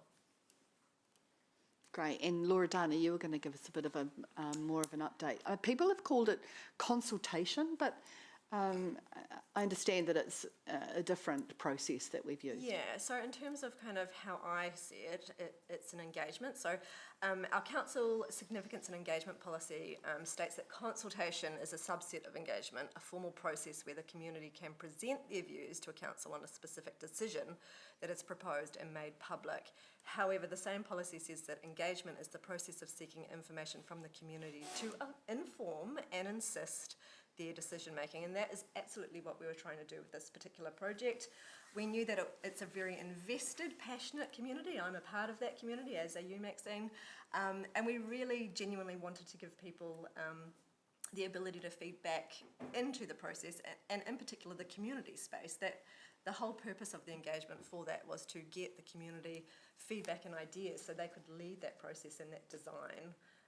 We went above and beyond to be able to do that. We did a lot of face-to-face engagement. We wouldn't normally be able to do that for this type of project because we just don't have the people power, but we knew that it's a very small kind of contained community, so we were able to kind of focus on that aspect. We went out multiple times, so as Matt said, door knocking multiple times. We had pop-up in the park sessions a couple of times. We had a drop-in a focus group. We also had drop-in groups as well. So we really wanted to have those conversations and get the feedback. That was absolutely at the direction of the team. And you'd say that that was the gold standard of engagement processes? A good standard. So absolute gold standard is when we go with a complete blank page. We obviously didn't do that, and we don't normally do that as a part of a council process. We would have to change well, elected members would have to decide to be able to do that. So a very good standard of engagement, especially that face-to-face interaction, really kind of getting to build relationships with the community and getting their feedback and taking it on board, hence having this really robust discussion now. Right. And at that level of feedback that you got, you're satisfied that engagement process has been... Absolutely. I put my name to it. Clearly there's learnings from it, as there always should be with any type of engagement.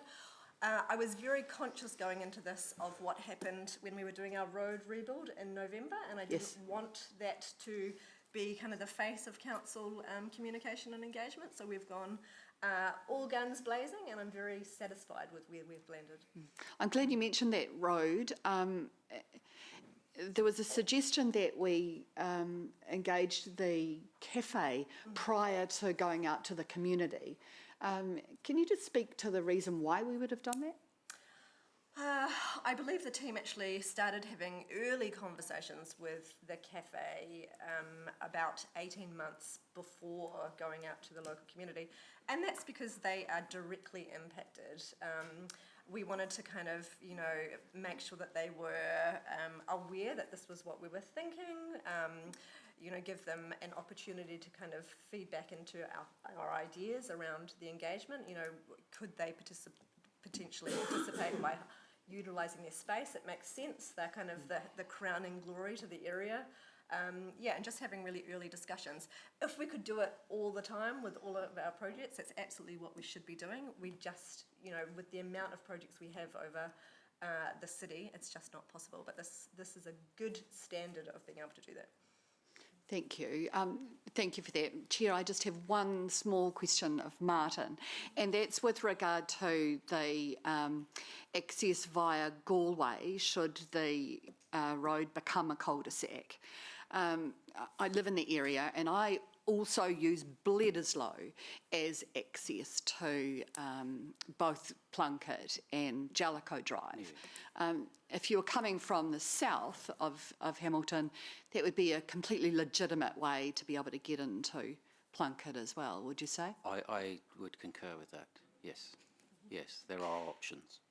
Thank you. And it wouldn't necessarily add extra kilometres or emissions to a trip that a truck might be taking to the cafe. Yes, yeah. I mean, it's very hard to measure, as I responded to Councillor Taylor on. It's yeah. Thank you. Thank you, Chair. Naidu Rolf? Thank you. I don't have many questions left. Most of them have been asked. Just in public forum, submitter touched on vehicle kilometres that they've measured if the cul-de-sac were to happen. Was that taken into consideration when you came up with these options? The extra vehicle kilometres travelled? Yeah, I mean, we certainly look at any project that restricts traffic movements. We look at the potential impacts on the wider network. We have to do that. We haven't done any traffic modelling on this because, to be honest with you, the numbers of movements we're talking about is so low that a model would be a waste of time and money. So, but we know, when you cul-de-sac a road, the traffic's not going to disappear. It's got to go somewhere. It's just a case of where it's going to go. Okay. Yeah. So are you saying that, because I did hear your answers around, have we measured it? We haven't. The emissions reduction, if any. Yeah, we haven't measured the emissions reduction. We did a very, very light piece of work around the extra time to travel. Yeah. And we're talking seconds. And I was saying Galway that, Terrace. so we've weighed that up against the walkability and the safe crossings, and we're saying that that's priority over the very negligible, is that? It's negligible impact on traffic movements and Alright. time. Negligible, yes.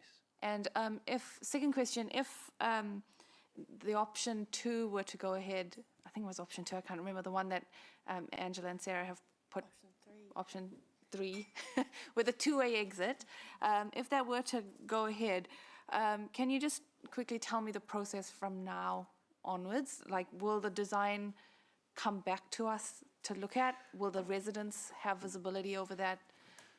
Well, we'll certainly, whatever the outcome is today, we will convey that decision to the local residents and businesses. We'll let them know what the next steps is.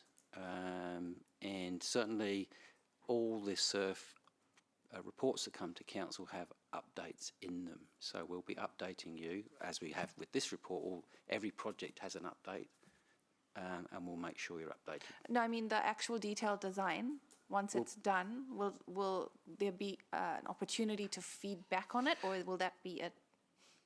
That's a good question. I might ask Evelisa to respond to that. So this committee has given the Access Hamilton Working Group delegation to monitor and advise on the SURF programs.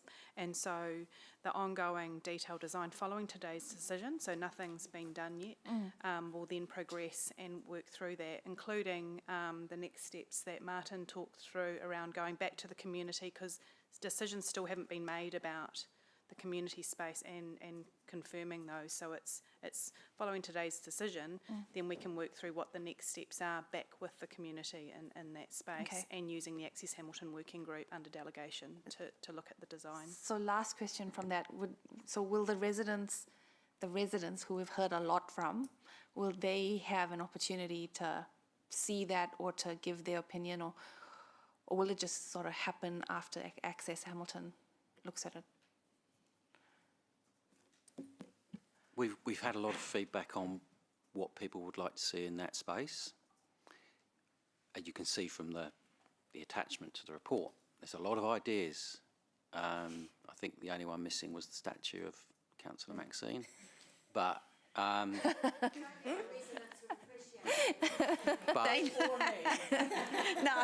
but that aside, is we have to look at where the majority of those comments are lying and what type of things that people really, really want, So we'll be looking carefully at that list and then working through some designs. Okay. Yeah, and so there are other processes that we will continue to need the community input on. Okay. So thanks, Evelisa. Thank you.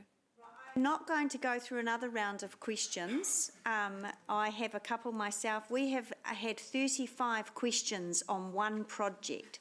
So I am going to indicate at some point, I'm catching up with, as you are, Councillor Van Osten, with Evelisa and Andrew, And we are going to look at how our reports can lift us out of the weeds, because we are dealing way in the detail right now. Having said that, I have unbelievably a couple of questions remaining. Martin, is an option for this committee to do nothing? There is always an option to do nothing, but the money will disappear. And the consequence is that Waka Kotahi will take that funding off the table. Okay. Yep. And you mentioned, and I think it's related to Councillor Sarah and my motion around keeping the two-way. Is that the other option you were talking about? That's correct. Yeah, okay. In terms of the community space, and I use that very loosely, in the motion that we're putting up, you would still do something there in terms of pedestrian safety, making sure that connects up for cyclists, etc., but not to the extent of anything remotely like an innovating streets treatment. No, definitely not. So whatever we do in that space has got to be complementary to the environment it's going into. Yeah. And complementary to the Wellington Street beach upgrade. Yeah. And complementary to what I call the Garden City principles in which the area was founded upon. And because just recently, Council approved some design guidelines for street furniture and all of those things. Yes. Because in some of the feedback I see, residents are asking for coloured, this painted and that painted, and edible gardens, and I'm just chills go down my spine. Yes. I mean, right, let's be sensible. Yeah, it's got to obviously look at the heritage of the area. Yeah.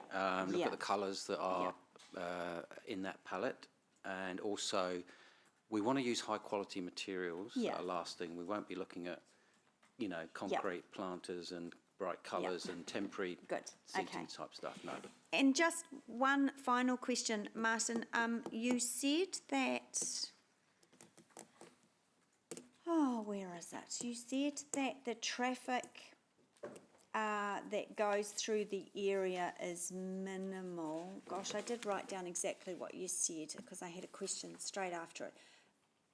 But that would only be, so therefore the impact if it was closed is low, but that is not correct, is it? When the cafe is in use, the river space is busy, because Plunkett, as we heard from Public Forum, Plunkett Terrace can be completely covered in cars on a busy day, and there's traffic and all sorts of movements. Yeah, look, I could probably only just refer back to the traffic count data that we got. Oh, so that comment was relied on the traffic count data. Okay, that Yes. makes sense to me now, because it's one of my favourite cafes, so I'm there a lot, and it's a nightmare. Okay. All right. Okay, so there are Councillor Van Osten, are these more questions? Because no. On process now? Or highlighting that an email came through Amy from a resident, and I would like to just invite members to have a look at their emails and read it. Thank you.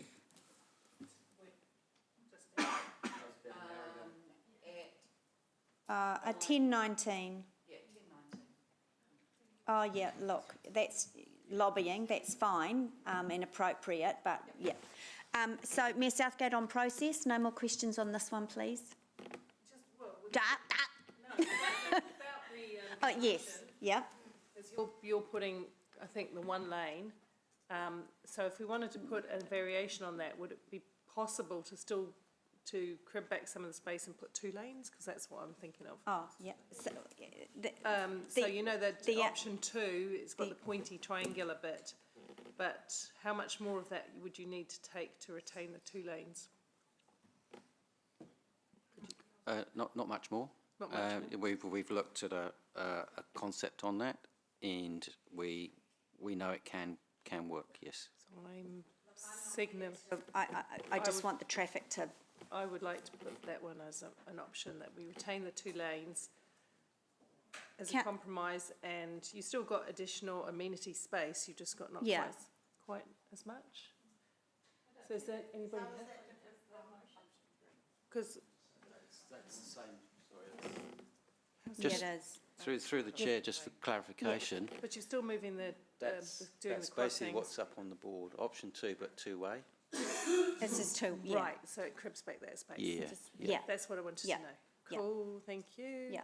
Right, I'm with it. Okay. All right, there are no other motions or amendments to that. Oh, Councillor Hart? You- I messaged Amy that I'll move the staff recommendation as an amendment. Yep, okay, as an amendment. So is there a seconder? So this is, Councillor Van Osten is seconding that. Okay, right, we're going to debate this so we can let the poor residents go and have a cup of coffee. I'm the mover, oh no, Councillor Thompson is the mover. You're welcome to move. Oh, no, paper, rock, scissors? No, you're right. You go, no, that's fine.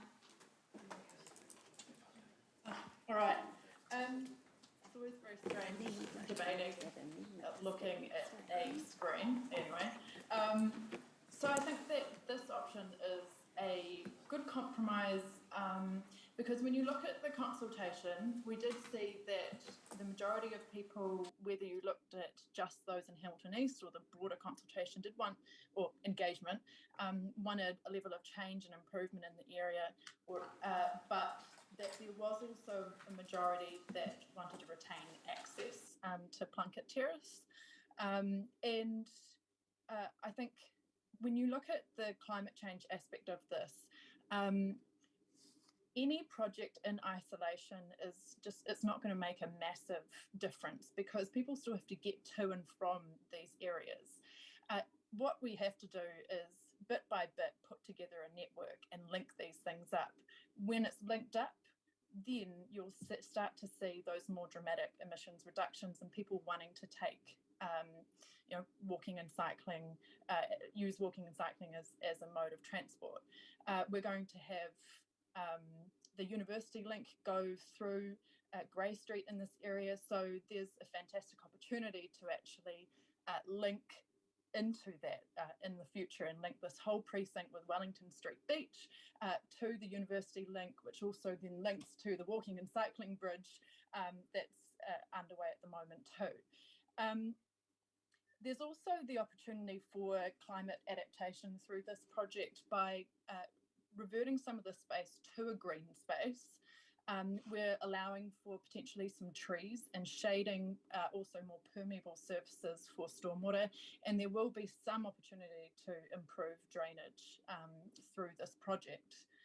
So I do think that ultimately this provides better accessibility, walkable area, and we're creating a great precinct as well where we're going to have more and more people come down here in the summer, and it will link in eventually to our wider network where we'll start to see those greater benefits around transport emissions. Thanks. Of the amendment, Councillor Hutt, I'll go to you next. Thank you. I mean, I'm going to be probably quite brief or attempt to be on this. I've really listened to the submitters who have come here today, and I'm really grateful that people are, asking us and questioning us about, will this reduce climate emissions? That's really great. That's so important that our community cares about climate change and is saying, hey, we want to make sure you're doing the right thing. But there's a couple of things I guess I want to just highlight or acknowledge in some of that discourse, because I really believe that Wellington Street Beach is an amenity for the whole city. And it's really wonderful that, there are lots of people in Hayes Paddock that do already walk and cycle, and that is tremendous, and I can't encourage them more to continue doing that. But it's also about the people who drive to Wellington Street Beach over the summer, and encouraging those people to have what Melissa Smith described as true modal choice. So being able to bike there from elsewhere in the city and being able to bus there from elsewhere in the city. So that pedestrian crossing and that bus stop upgrade is so critically important. So I do think, keeping that in mind, it is important to both consider the effects of this on the people who live there every day, but also those people who use it as part of, their everyday summer holiday experience. So I do think that that is also very important. And I also just am concerned, I guess, about some of the way that this discourse has gone about as well in terms of the effect that it's had on the local community. And I'm not certainly not saying that I'm not attributing any responsibility to the submitters who have come here today, but I'm aware of comments from Hayes Common that they felt, you know, there had been personal attacks on them that were unfounded and unreasonable by people who were opposing this project. And I think that's really unfair, and I think that I'm also aware of members of the public who wanted to come speak today, but who felt uncomfortable doing so with such strong opposition from some groups. And I just think we should be careful about how we discuss this. So I've put forward the motion for the staff recommendation, and I'm happy for any of this to go forward, but I just wanted to make sure the staff recommendation was on the table. Why does my mic keep going off? Councillor Taylor. Thank you. That's right. Chair, I'm just looking at the timing up there. It's not. Oh, reset. I've got 20 seconds. No, you've only got a minute. I thought we got 2 minutes. Yeah, you do. Well, it's just. I don't know what's going on. Oh, sorry, There you I go. wasted that time. Okay. All right. Look, I urge people to vote against the staff recommendation here, but also the option that's very hastily been conceived up there. I just think we need to take more time with this sort of thing. Let's not go ahead with this. There's other projects on this list that I think make more sense, and I just urge us to put our energy into those. The central problem with this, we don't really know why we're doing it. We know that we want to access this money, and you know, that seems to be a big justification. The problem is we're causing a lot of opposition, a lot of stress, a lot of concern, a lot of dislocation for this community for something when there isn't a compelling reason to do anything. It's not going to reduce emissions, we've heard that today. We're getting a kind of fuzzy notion about improving community space. Well, if we want to do that, let's do up Wellington Street Beach like we're planning to do. If we were talking about safety, well, let's be honest about it. If safety is the issue, let's put in a raised platform and leave it at that, not dress it up as something else. I just really urge you just to listen to the community on this one. If there isn't a great reason to do this, and it's become really clear to me today that there isn't a good reason to do anything here, then let's not do it. Let's not put them through it. Let's listen to the community. Let's show some restraint on this one. There's other great projects on this list that we can do, but this just isn't one of them, I'm afraid. So I just urge you, we've got good people who've come today, and they are worried, they're concerned. Let's listen to them. Thanks. Thank you, Councillor. Mayor Southgate. Thank you. I'm going to support the motion because I think it provides a really good compromise, and we are trying to seek balance in protecting the rights of the community to have a say in what their neighbourhood looks and functions like, and after all, they know the neighbourhood the best, they live there, but also leading change through our communities and providing better ways of doing things. Totally acknowledge the need to address transport from a carbon point of view. I think our focus, however, must be on where we get the biggest gains for carbon reduction. And so therefore we do need to model and measure projects and understand what it is we're gaining. This time frame, I do acknowledge, was exceptionally tight. The government gave us this dangled this lovely carrot, and we had to kind of get around it as quickly as possible to make sure the work that we were doing fit in there and we get the best opportunities. And we have to do that. We have to be pretty tenacious about going after government money. Do support the better crossings, do support the amenity space being somewhat larger. I bike there often actually on my e-bike because, like Deputy Mayor Angela, it's one of my favourite weekend trips. It's nice to bike there, have a coffee and chips and something else, and then bike home. But the cycling racks are, you know, clogging up that space, that pointy corner space. We could do with a bit more space there. I'm not too keen. I heard the word trees. I love trees. But I'm not keen on anything that further blocks the view from Wellington Street Beach, of Wellington Street Beach. The really big catch, the really big gain there is to sit in that cafe and gaze across to the river, which is our #1 asset, and see that beautiful space, and consider you can buy a takeout coffee and a muffin and sit over there also. I'm keen on improving Wellington Street Beach 100%. That's my focus. I intend to lead a project into the LTP on that one. And as I say, meantime, I think just cribbing that little bit of corner space back a bit, you get the 2 lanes, you get the safer crossings, and you get a bit more amenity space. I'll be interested in the detail on that, Madam Chair. Thank you. Thank you. Councillor Bidder. Thank you, Deputy Mayor Angela.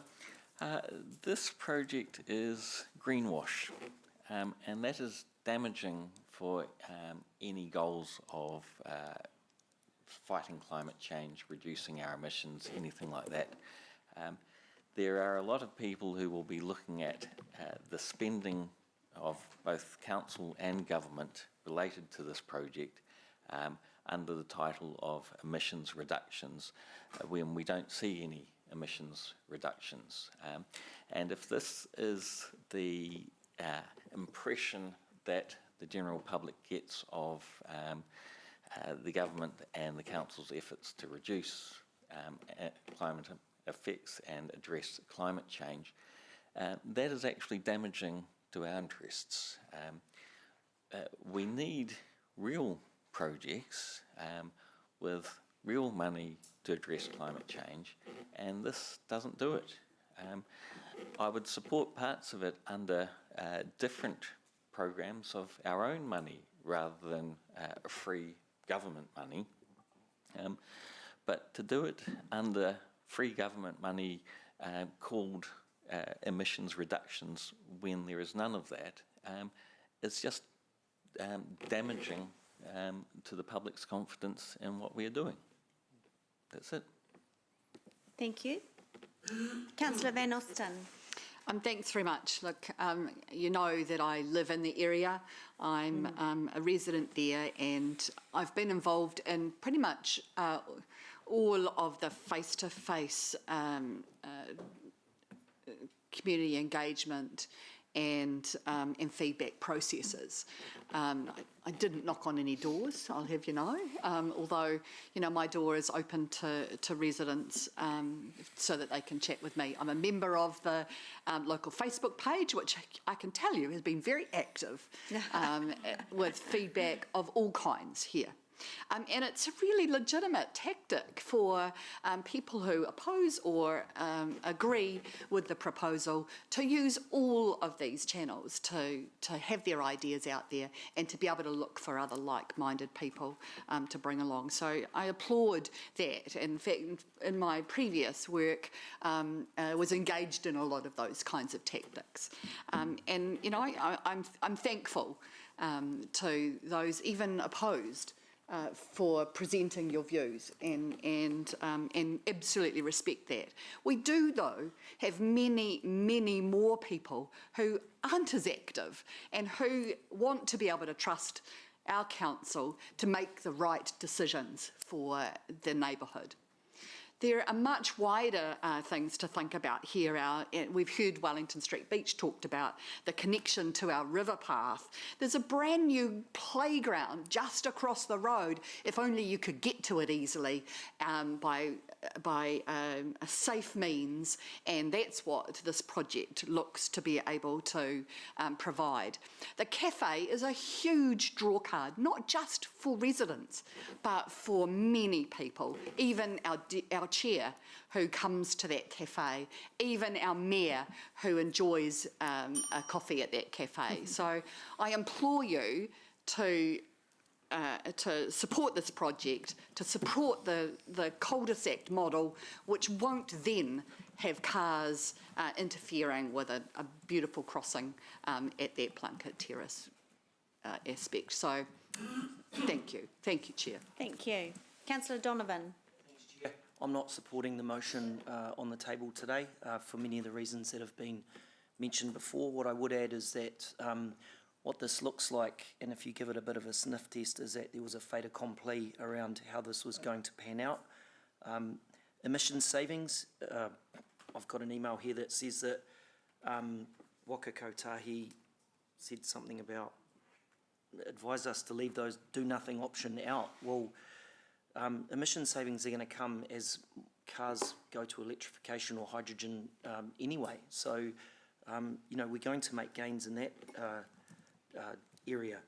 Look, there's strong opposition to this going ahead. Isn't that called advocacy? Isn't that called locals standing up for what they want? I mean, that's how we all get voted into our positions. So, again, I reiterate, I think that it is sometimes better not to take the money just because it's there. Thank you. Thank you. Councillor Tawariki.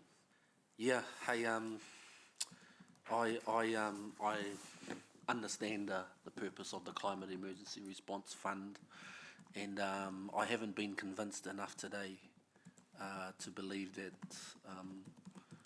we're going to be able to, this project in particular is going to achieve that at the level that we want it to. I've come into this meeting today, you're either going one way or the other way, there's no middle way. And so that's the reason why I won't be supporting this particular staff recommendation. It hasn't satisfied what I believe needs to happen down there, based around what I've heard from our staff today. I don't believe that area there presents any significant danger at this current time. And if there are changes that the community down there are looking for, I think we need to go back to them and actually have another robust discussion with them around what it is that they want. I do appreciate and accept a number of the other aspects of what this project does propose to achieve, and those things I do support absolutely. But as it stands, I'm not going to be supporting any of the recommendations. Thank you. Councillor Naidoo-Rolfe. Thank you. Like Councillor Moko, I've listened to both sides, all sides, and came into this totally open-minded. And I have to agree. I don't feel like I've been convinced about the urgency for this project. There's a need for it, yes, but I think it comes down to a timing issue for me. I feel like we need to take the community along with us for this project. I want it to work. Wellington Street Beach development is in the program, and so I see us fixing this part, this intersection, tying it in with that Wellington Street redevelopment, Wellington Street Beach redevelopment. Maybe it comes under low cost, low risk, because, you know, maybe it is we just need safer crossings. I don't think we need to rush for the government funding. I don't think that would be a smart thing to do. I think we need to listen to the residents. It's too close to call. The numbers opposing and for are just too close for my liking. So I'm not comfortable. Thank you. Councillor Casey Cox. Yeah, I will be supporting the motion today. And I think part of the reason for me is that there is community support for change, is how I read the report anyway. And I also was interested in the reflection from Martin around children and their parents wanting their children to be able to bike safely around the area, not needing the footpath to do so.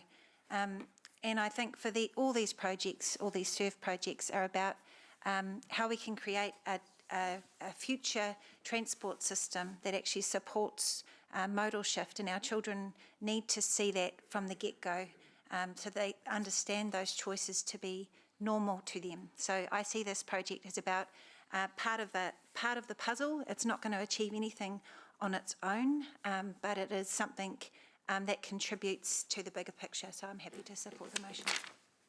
Thank you. Right, just a few comments from me. Really great debate on both sides, actually, of the amendment and the motion, and goodness me, a whole bunch of questions Look, I'm looking for some change to enhance safety and accessibility. We did hear that from the feedback, but I'm also, my role as an elected member is to respond and, more importantly, represent residents. And I didn't hear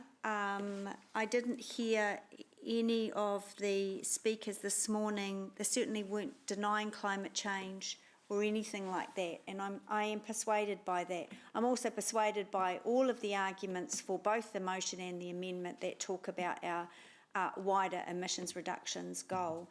So I'm really confident that the motion has listened to the residents. It's not cutting off any access for them. It's not, as far as what I'm being able to picture in my mind, it will respond to accessibility issues by tidying up those pedestrian crossing areas and accessible areas. I'm confident that that will happen. The issue for me is, and I guess the main issue when I look at the feedback is, is the community space aspect of it, and I use that in air quote marks. It's already a beautiful, walkable, high amenity area. It's the transport solution in that particular space that I'm persuaded by, and that needs to be sensible for me as well. I'm also convinced by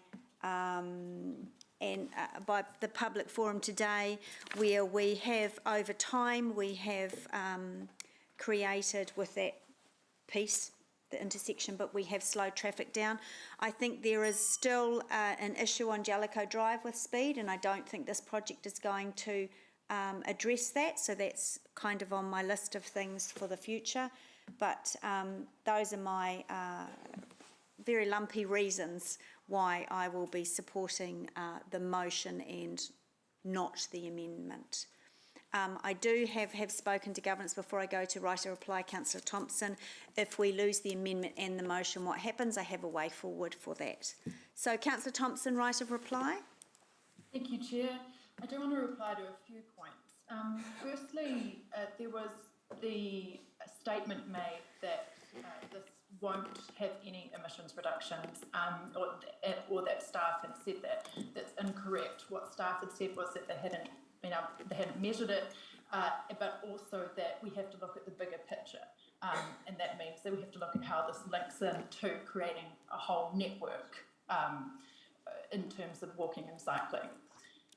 Secondly, there was the suggestion that the motion is hastily conceived. That's also incorrect. Yeah, staff had already been doing work on this particular solution in response to the feedback provided by the community. They've done some extensive work on it already, and that was what was suggested to me as an option. I didn't make it up on the fly, and so it is a well thought through solution which responds to feedback. There was also the suggestion that that by going ahead, we're not listening to the community. I would like to remind elected members that 233 people put in their feedback within the time frame for engagement, and we've had. I do appreciate and acknowledge those who came to speak today, but I think it would be unfair to put all of our weight on people who turned up on the submissions today and not put any weight on all of the feedback that has already been provided through other means through that engagement.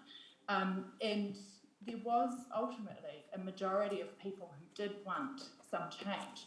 99 people out of the 233 wanted a cul-de-sac, 66 a one-way exit, and then 62 opposed and 6 with no preferred option. So there is a majority overall that wanted some change. I'll leave it there. Thanks. Great, thank you. All right, so let's pop those up on the board so we're all clear. We're going to vote on the amendment first, and this is the staff recommendation. That's all clear, we know what's going on there, so that's to approve the macro scope of the project as is. So let's do that on the electronic board, and Councillor Thompson will use her electronic hand So we're voting for the amendment, which is that the project goes ahead as is in the staff report. Yeah. All right. Yeah, you vote for that now.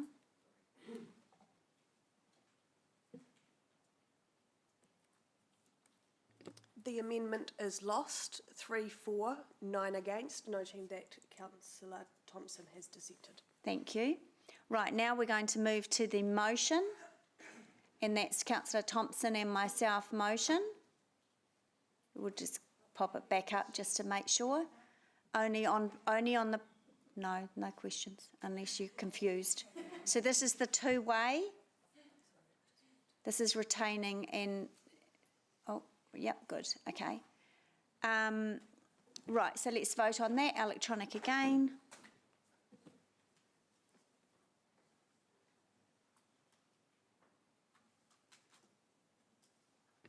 The motion is carried, 7 for, 5 against. Great, all right.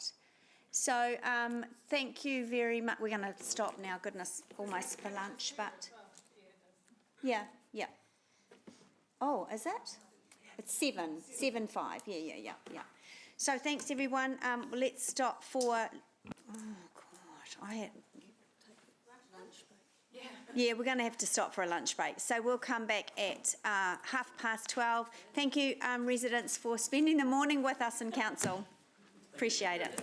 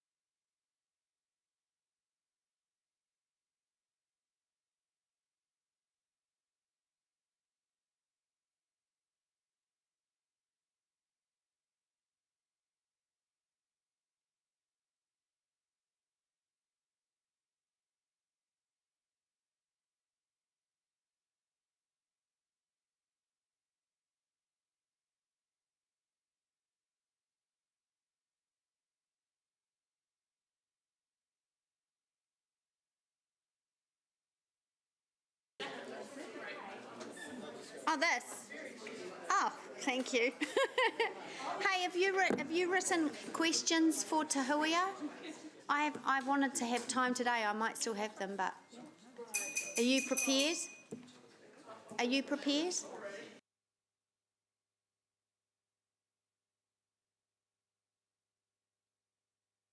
Crack on, shall we? We've lost our members of the gallery, so this should move us through quickly. Right, so look, we're still on item 8. Your mum always watches. We wave to her right now. She'll message me soon.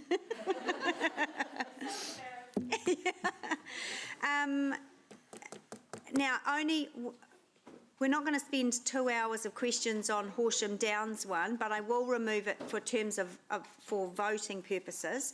Unless I hear from members about any of the others, I'll take the others as a group. Unless there's really one that you want, there are some, and the only reason to separate them out is if there are some that you do want to support, but you really can't support that one or that one. So that's the advice. Yep. We don't have to do it now, but I'm just, yeah, it has, just in B on page, in the staff rec on page 23. Cool. So I've already said we'll vote on Horsham Downs separately. If there's 15, project 15 we've done. If there are any others, otherwise I can take them as a group. But questions on all of them now. And how about let's work on exceptional governance skills and ask really concise questions to which we will get really concise answers. Okay, let's start. Councillor Hart. I actually only have one question. Oh, shock in the chamber. Martin, the parklet price change from... Any or all? Oh, no, we can ask questions on all of them now. But unless I get other indications, I'm removing Horsham Downs to be voted separately. And if there are any others as we go along, rather than having to do every single one as a separate vote. But questions on all of the remaining, yes. Parklet price change from 250k to 400k. That seems like a lot, like a big increase. I was just wondering if you could speak to what's causing that. I appreciate you've addressed funding it in the report. Look, I hold my hand up to this one because we hadn't done parklets before. We weren't sure about the pricing. Okay. So we undercooked it. Just, that's my honest, straightforward answer. So now we've got into a bit more detail, we know what the prices are, hence the increase. Parklets just didn't become magically like twice the price. No, it's just we hadn't done anything like that before in Hamilton, so yeah. Cool. No, that's a learning curve for us. Cool. Awesome. Well done. So if I had a chocolate fish, I would chuck it at you right now. Councillor Thompson. Thank you. Martin, I was just wanting to understand if the inability to complete the crossing for Killarney, the rail crossing, is a safety concern for us at the moment. And second part of that is, could we request an extension for this particular part of the project, given it's out of our control and Kiwi Rail is determining the timing? So through the chair, if I may, we have had a meeting with Kiwi Rail already to discuss that as an option, and we've also met with Waka Kotahi to discuss the potential for an extension of time for these specific projects, because it is completely and utterly out of our control. We are in the very long line with Kiwi Rail for construction if we continue with that automated gate. Kiwi Rail are quite happy with the infrastructure that we've proposed to put in without the automated gates. There's a safety assessment that's been performed on the non-automated gate with the increased safety measures, including the maze and the associated civils that attach to that. And all indications are that they're quite pleased with what the design is. we are not precluding automation in future years. We're enabling that by the type of design that we have, so that in 2 years, when the construction slot would be for Kiwi Rail to automate it, they could do so if they liked. Okay, thank you. Thank you. Councillor Taylor. Thanks, thanks, Chair Angela. The Heaphy Terrace cycleway, walkway, on page 28 there, that's, so that's clear, that's a separated path off the road, is that correct? That is correct. Great. And the link with the Brooklyn Road, there's a Brooklyn Road project here. Now that's not being discussed today, is it? That will come to the 21st of September meeting. Okay. So they're completely separate. I mean, they're linked, obviously. Yes. But by approving the Heaphy Terrace thing today, we're not committing No, to the you're other. not. Okay. Yeah. Thank you. Thank you. Councillor Naidoo-Rolfe. Sorry. Question with the just the Horsham Downs project in terms of engagement, because I did note in the report there weren't many responses. And I'm just thinking of the responses we had earlier to the questions around the Plunkett project, the Hayes Common project, and it was very different methods. So I'm just wanting some background to the reasoning behind that. So we see this project as an inform. There's no options. There's no true ability for the community to kind of be decision makers in the Horsham Downs project. The council have come up with or the project team have come up with the best recommendation that they're saying suits that space and place. And we were really just going out for feedback, which is if there's any fatal flaws. So very different projects and very different ability to feedback, if I'm completely honest. I do have issues with the amount of feedback that we have for Horsham Downs. I think because of the low feedback numbers, we will have issues when we come to construction. We had talked about, as a project team, doing some extra kind of engagement, but the project team didn't feel like we had time to do that. So unfortunately, it is what it is. But I do think we're going to have issues when it comes to construction. Do you, and because of, as you just described it as being, as informing the community, do you think that might be a reason why there was such low feedback? Because they didn't have a... Potentially. It's the type of project that people don't kind of take into account too much until kind of the bulldozers turn up and it's causing issues for them or perceived issues for them. I was surprised by the amount of business or lack of business feedback that we received, which Matt will be able to talk to more because he was doing the door knocking. So I guess just to elaborate a bit more, so in terms of what Loredana spoke about in terms of the difference between engagement for Hayes Paddock versus the inform approach for Horsham Downs Road. So part of that is because we've already been through the process as a council of refreshing our transport strategy, and we have the biking and micromobility business case, which has been through council on a number of occasions. So within that has the strategic bike network plan for the city. So staff are just implementing the projects that deliver on the strategy and the plan that elected members have previously approved. So the conversations Martin and I have been having with elected members as part of the Access Hamilton working group is that because of those strategies and plans for a lot of these transport projects, we are moving away from, do you want this project, to how do we deliver this project? And so on a project by project basis, it depends on what our engineers can come up with as solutions. So from talking to the project team, the proposal that went out, they feel that that's the only practical option that delivers on the outcomes of Access Hamilton Transport Strategy and the Biking and Micromobility Business Case Program. So that informs the approach we take with this sort of thing. In terms of the actual conversations I had with businesses, so I went door to door for all of those businesses in the part of the shopping centre where the bus infrastructure currently is. From just the conversations in person, I guess there's two views. Some were very happy that we were proposing to get the bus infrastructure out of the shopping centre. They felt it was unsafe, and that's a position supported by Waikato Regional Council and the conversations Martin and I have had with them. On the opposite side, some businesses feel that putting the bus infrastructure onto Horsham Downs Road will contribute to increased congestion in the area.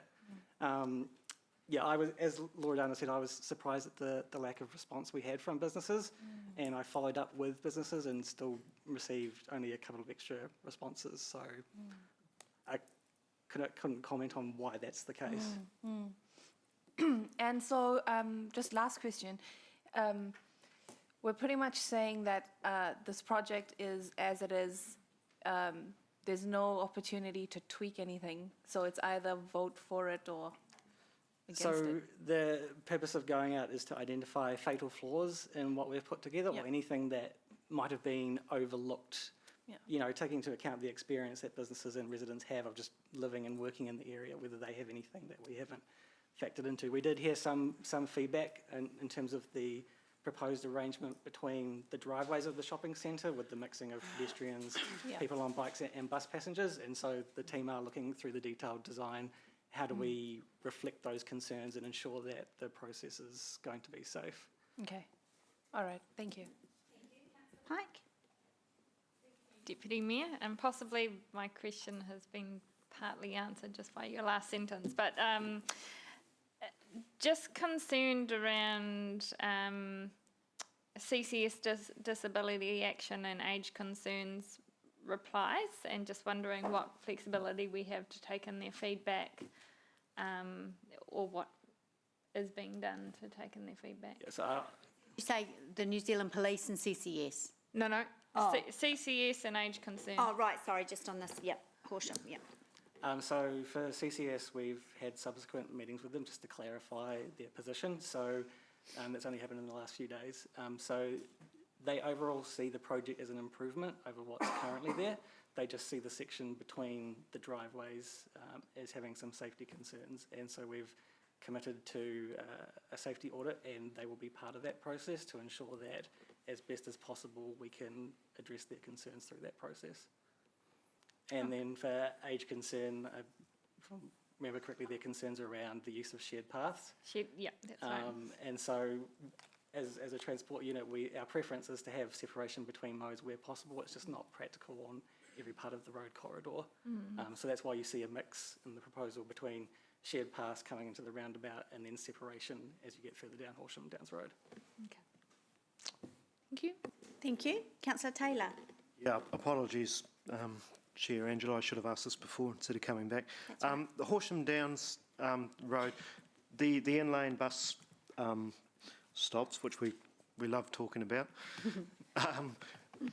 What work has been done, what work can you tell me about in terms of planning for delays and that motorists might experience at peak times and at other times? What are we anticipating? Oh, look, we've had a lot of discussions about inlane bus stops with Whakatahi and the Regional Council and other transport professionals. You know, at peak times, that network, particularly in that area, is congested anyway because there's a lot of cars. So an inlane bus stop will probably make zero difference to the congestion in the area, because if they've got a queue of cars along a road and a bus just stops to pick a few passengers up, there's still a queue of cars in front of that bus. So cars behind aren't going to get to where they want to get to any quicker. So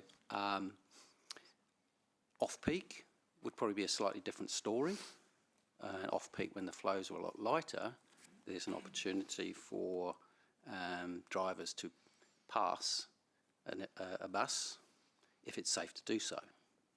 Or if they wait behind, we've come to an agreement that I think it's in attachment 4, that on average the delay is no more than about 5 seconds per passenger. And that was through discussions with Whakatahi. So that's what we're talking about, potential delays is roughly about 5 seconds per passenger. Which I know, if you look at an overall trip from A to B that somebody's making, they're more likely to get held up for longer at a set of traffic lights or a roundabout or some other area than they would by an in-lane bus stop. Thank you. So does that mean if you've got 20 passengers getting off, then it's 20 times 5? On or off? Yeah, look, it depends on how quickly they can board or alight, yeah. I mean, boarding's probably going to take slightly longer, particularly if people getting on and off with, getting on with bags or wheelchairs or push chairs and that sort of stuff. Getting off is normally a bit quicker, yeah. Do you see potential for a kind of double whammy, given that we've made changes to the roundabout, the Thomas Road roundabout in that area, that this is just going to exacerbate that? I don't think it will exacerbate it any further. I mean, yes, we have heard complaints about that roundabout, but we've also received a lot of positive feedback about, it's safer to walk and cycle through that area now, which is always good, particularly with the Rototuna schools. There's a lot of school kids come through that area that now use that facility there. So we have to look at the positives. Thanks, Martin. One very last question for Laura Danner, if I may, or, sorry, what was your name? Matt. Thanks, Matt. Do you think Rototuna really knows what's about to happen here as a suburb? Do you think they really get what's about to happen? I think the collateral that we produced and provided to residents was as clear as possible around what the project was proposing. The small amount of feedback we did receive, the primary concern from people who didn't like what we were proposing was around congestion, so I spent a lot of time sort of explaining them to the data and the rationale and the reasoning behind those things. Some people have accepted those explanations and others haven't. Okay, it's probably not a fair question in some ways, but you didn't answer it, but it's probably not a fair question. Like, do you think the people of Rototuna get it, what's about to happen? You've tried your best, I get that. Yeah, it's hard to say when the feedback is what it is. And as Laura Dana mentioned, we, as part of the communications plan, we had anticipated having drop-in sessions because we expected negative community sentiment based on what had happened at the roundabout, but then that didn't happen. So we discussed doing drop-in sessions in terms of, because we hadn't received any feedback, but we extensively blanketed the area, 1,000+ letters went out. And so if people aren't going to respond to a letter, then are they more likely to come to a drop-in session? You can probably make an argument either way on that front. Thanks, Matt. Thanks, Chair. You're welcome. Mayor Southgate. Thank you. In terms of the outreach you did, in terms of moving the bus facility from inside the mall, inside the car park to on the road, was there any surveys undertaken about bus users as well as the local? I'm just curious. What's the experience? You've said it was unsafe. How do we know it was unsafe? So perception. So that's Waikato Regional Council's statements that they've made to Martin and I when we've had meeting with them about this project, is that they feel it's unsafe. That supports that. Have there been near misses with a bus, or what makes it an unsafe? Because we have in car park bus depot in the base as well, right? Yeah, I might defer to Martin here from an engineering perspective. Yeah, I think if you look at this good practice around bus infrastructure today, then you would never put it through a shopping centre. It creates conflict between pedestrians and vehicles, and shopping centre areas are generally very busy with pedestrian movements. So having large vehicles trundling through the car park is not good practice. And it actually is inefficient for a bus service to run through that type of environment. It puts a huge amount of delay on it because buses are having to stop to wait for vehicles to reverse out of spaces or turn into spaces. So those were the key things that came from Waikato Regional Council. They had a lot of feedback from their bus drivers about being concerned about safety travelling through the shopping centre as well. So they were the prime drivers of promoting this project, yeah. Are there... Well, apart from the only one I can think of in my head is the base, where there's a proper transport interchange. We haven't had any issues at the base, or we... Yeah, that's more separate. Because we changed that once already from where it was originally, and then... Yeah, I'd respond to that by saying that the facility there is separated out from the general car parking area, the buses that Rota Tuna Shopping Centre travel through the car parks. So Could they have been done in this instance, something similar? I don't think so, the way the car park's arranged. It would mean potentially losing quite a few additional car parks from the shopping centre, car park which we obviously don't own or manage. And I think I've put in my report that the owners of the shopping centre don't particularly like this project anyway, so. They don't like anything about this project? Not really, no. So they've made their feelings clear on it, yeah. Okay, and just one other question then, again, coming back to the fact that this comes from a fund that's to deliver carbon reduction, what do we predict being the impact of this project on carbon reduction and the gains we'll make? I think, the more people can get on public transport, the better. But I think So moving the bus stop, you believe, will lead to more people actually catching the bus? Well, it's actually future-proofing as well, because we're looking at, the future strategic PT routes with the regional council. And this is one area they've got a strong interest in to improve services to and from. So whilst this is a project for today, it's also a future-proof project for strategic PT routes in the future. One of the other key drivers from this is the bike facilities here. Horsham Downs is a key strategic biking route for us. So, I know we're delivering it slightly piecemeal, but as we start to link up the cycleways, and this one will eventually link down onto the School Link project, that's where we start to gain the benefits of joining up the network and getting those emissions reductions. Okay, thank you. So that is this, you talked about it being piecemeal, but is this part what you consider to be best practice design, or is it the best you can do retrofit? I think there's elements in here that are certainly best practice, but it's always difficult when you're retrofitting. You can't make it absolutely perfect unless you're really lucky and got lots of space to deal with. So we're trying to squeeze a lot in this area, and I think what we've got here, it's still got to go through a detailed design process and safety audit process, but I think what we've got so far is a really good outcome.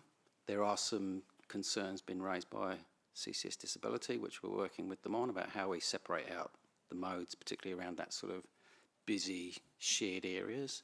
So, but we feel through tweaking the designs through the safety review processes, which they will be part of, we can get the best outcome, yes. Final question, the big property owners, they want the bus stops to remain in the middle, or they just don't like what you've come up with? I think they want the buses out. They acknowledge there is an issue there, but they think it's going to create problems around sight lines for people exiting their car park, and obviously congestion has been raised as well, which has been raised by businesses within the premises. Yeah. Thank you, Madam Chair. Thank you. Thank you. Councillor Hutt? Can I ask another? Oh, yes.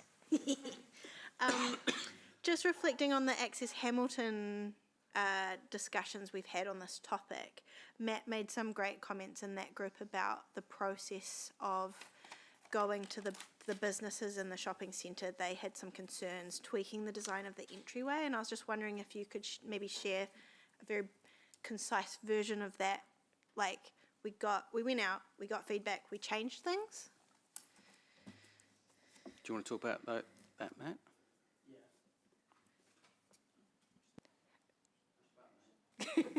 There you go. So the concerns were less raised by the businesses, and it was National Road Carriers Association were the main ones that were concerned about heavy vehicles being able to turn in and out of the driveways. So we've done vehicle tracking to confirm that that's okay, but then again, as part of the detailed design process, we'd be checking things in that space as well to address, making sure the turning movements are okay, and the things like sight lines that have been raised by the shopping centre as well. So even though we're going out to the community and kind of informing them, the feedback received we're directly using and actioning and checking off? Correct. And then, sorry, it's probably in the report, could you please remind me, how many car parks are returned? Sorry? How many car parks are returned to the shopping centre? I think if you look at an aerial view, it's roughly between 10 to 15 car parks that the bus infrastructure takes up. Okay, cool. Councillor Bidder? Thank you, Deputy Mayor Angela. Feedback from the New Zealand Police, which is described as mixed. Is there particular feedback from them about response times? So I can address that. So generally their response for most of the projects that we put to them is just that they have no concerns. So they don't generally tend to say we support the project as such unless they see real significant safety benefits. So in this case they just said that they didn't have any concerns with the particular proposal, but just noted, as everyone has, that there's a lot of traffic in the area. Yep. Yep. I had that as a question too.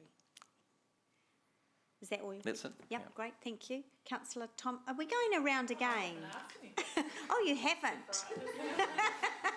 Councillor Thompson. Thank you. I only have one question, and that was just in terms of the future use of this bus stop, is my understanding correct that this would be used by the Rotorua Rocket, the planned frequent direct north-south route? That's been discussed, yes, that's correct. That's one of their strategic routes up into this area. Okay. Yep. How will it impact our ability to have that frequent direct route if this is not done? Oh, look, it makes it much more efficient if you've got this facility there, because the bus then doesn't have to divert off through a busy car park trying to battle its way through. It's all about, for these frequent routes, it's all about keeping to schedule. People can turn up, know there's going to be a bus coming within the next sort of 10 to 15 minutes. They don't need a timetable. But if we start to lose time on these routes, then people lose confidence in the services, which was what we're suffering with around the whole city at the moment, with buses caught in general traffic and congestion and losing time, and therefore people lose confidence. Yep. Okay, thank you. Yep. Councillor Naidu-Rolfe. Sorry, I just had a follow-on question from Mayor Paula's questioning. So the property owner of the shopping centre, they were against the project, but they supported removing the bus stop. Is that what you said? Yeah, it was a bit of an interesting discussion, yeah. I mean, early discussions with them were about, yes, they had some concerns about the buses being there, but then when we got into the detail of the project, they didn't like the project. So a bit of a mixed message really was coming back. All right. Yep. So is there, is this it, or is there still opportunity to, because from my understanding, they want the buses on the road, which is what we want in terms of reliability, but it's the in-lane bus stops that most of the feedback, with congestion and things. So is there still an opportunity to actually just have the bus stop but not in the lane? The problem is, if you want to indent the bus stops, we lose the opportunity to have the cycle facilities. You just haven't got enough space to do it all. The in-lane bus stops create enough space behind them to deliver high-quality pedestrian and cycle facilities. As soon as you go indented and create lay-bys, then But we are indenting for a waiting area? We're doing one that's indented. That's a timing point for the regional council services. It's not a scheduled stop. It's what we call a timing point. So buses will pull in there for 5 minutes or whatever they need to, no more than 5 minutes to reset their timing for that schedule. Because is there one of those that exists now, like a waiting thing, or because I often see buses going into BP and using the toilets and stuff. Yeah, in the shopping centre area, because there, they've got that opportunity to just sit and wait there as long as they want. Yeah. And last thing, which I just remembered, I did go around to some of the businesses going, why didn't you respond? And they said that they'd talk to the landlord or the owner. So I'm assuming we haven't captured, we know what the owner thinks, but we haven't captured how many businesses have actually directed their feedback to the owner. Well, I think Matt's sort of done a lot of door knocking and had discussions and follow-ups. So, you know, we were hoping they would come back to us directly rather than go through the owner. Yeah. Because Matt encouraged them to send their feedback to him. Yeah, through our channels. Yeah. So just to clarify on process, so within our council data, we can see what the postal address is for the business. So that maybe the property owner, maybe the business owner, obviously depends case by case. So we cover our bases by sending a letter to the postal address that we've got on file and also going in person. Obviously, yes, each business has different arrangements in terms of who's the appropriate person to respond, but as council, we can't control that other than just encouraging the business to provide us their feedback. Totally understand. Yeah. Remind the committee too that, was it last annual plan, or I think last annual plan, Councillor Thompson and myself put up the funding for Matt's role. Yeah. And so he is full-time transport engagement in all things. So, we've had a massive improvement in that space, Matt, and we really appreciate it. And you'll have lots of new friends and possibly a few enemies Absolutely. as you talk to all these people. But that is, this council decided to really turn the dial up on engagement and employ a full-time person. So good job. So I just have a few questions on a couple of the other things that is in this report. But if comms are telling me that they're a little concerned, then I am very concerned. Why have we not got time, as Loredana would like, to go and have some, even if it's more targeted to, are you talking about more the restaurants, the residents than the businesses at this point, Loredana? My concern is what has gone out hasn't landed, obviously, and that probably talks to Jeff's point. Yeah. And I think we don't know what people know and what they don't know at this point. But what I don't want to see happen is when we start, going to construct, we suddenly are in a situation where it's a lot of people complaining. Yeah. And so, it's one of the kind of constraints of the SURF projects. We've got very limited time to get the work done in terms of kind of informing, engaging. So, Loredana, how much time would you need to be a bit more comfortable? I mean, always when a spade goes in the ground, people have got busy lives and we have to respect that. So how much time would you need? I think to feel like we have done a proper job, another 3 weeks. I don't know whether we have that within our calendar. Do we have that? So we, in terms of the engagement that's been done, and I know elected members, it's around the agreement that as a council we have signed, and so we're under really strict time frames for this project. So in terms of a 3-week delay for this, it's whether you continue on the engagement with the community to continue on and advising and talking through the process versus actually stalling or trying to make that decision for this process. And so what I'm reading into that is correct me if I'm wrong, is that in some respects that yes, there is time to go and tell them what is going to be happening, but it doesn't give them any opportunity to change it from there. Is that kind of what you're saying? Fundamentally, no. I mean, we've had some good feedback, and we definitely have to do some tweaks to the design. Okay. To satisfy the safety audit process.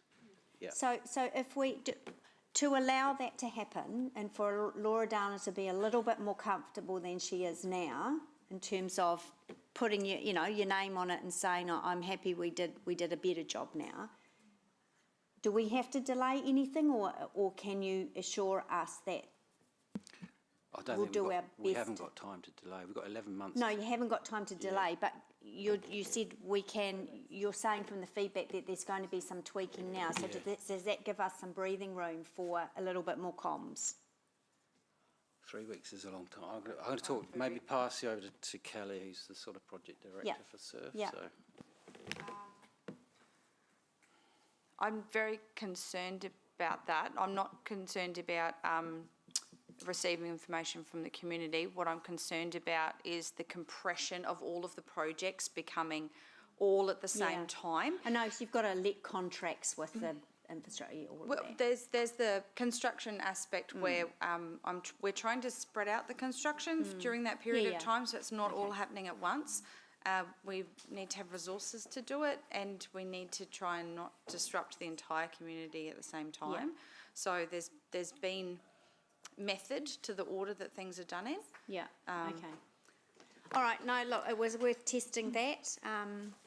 We know that when the spades go in the ground, we're going to hear some feedback.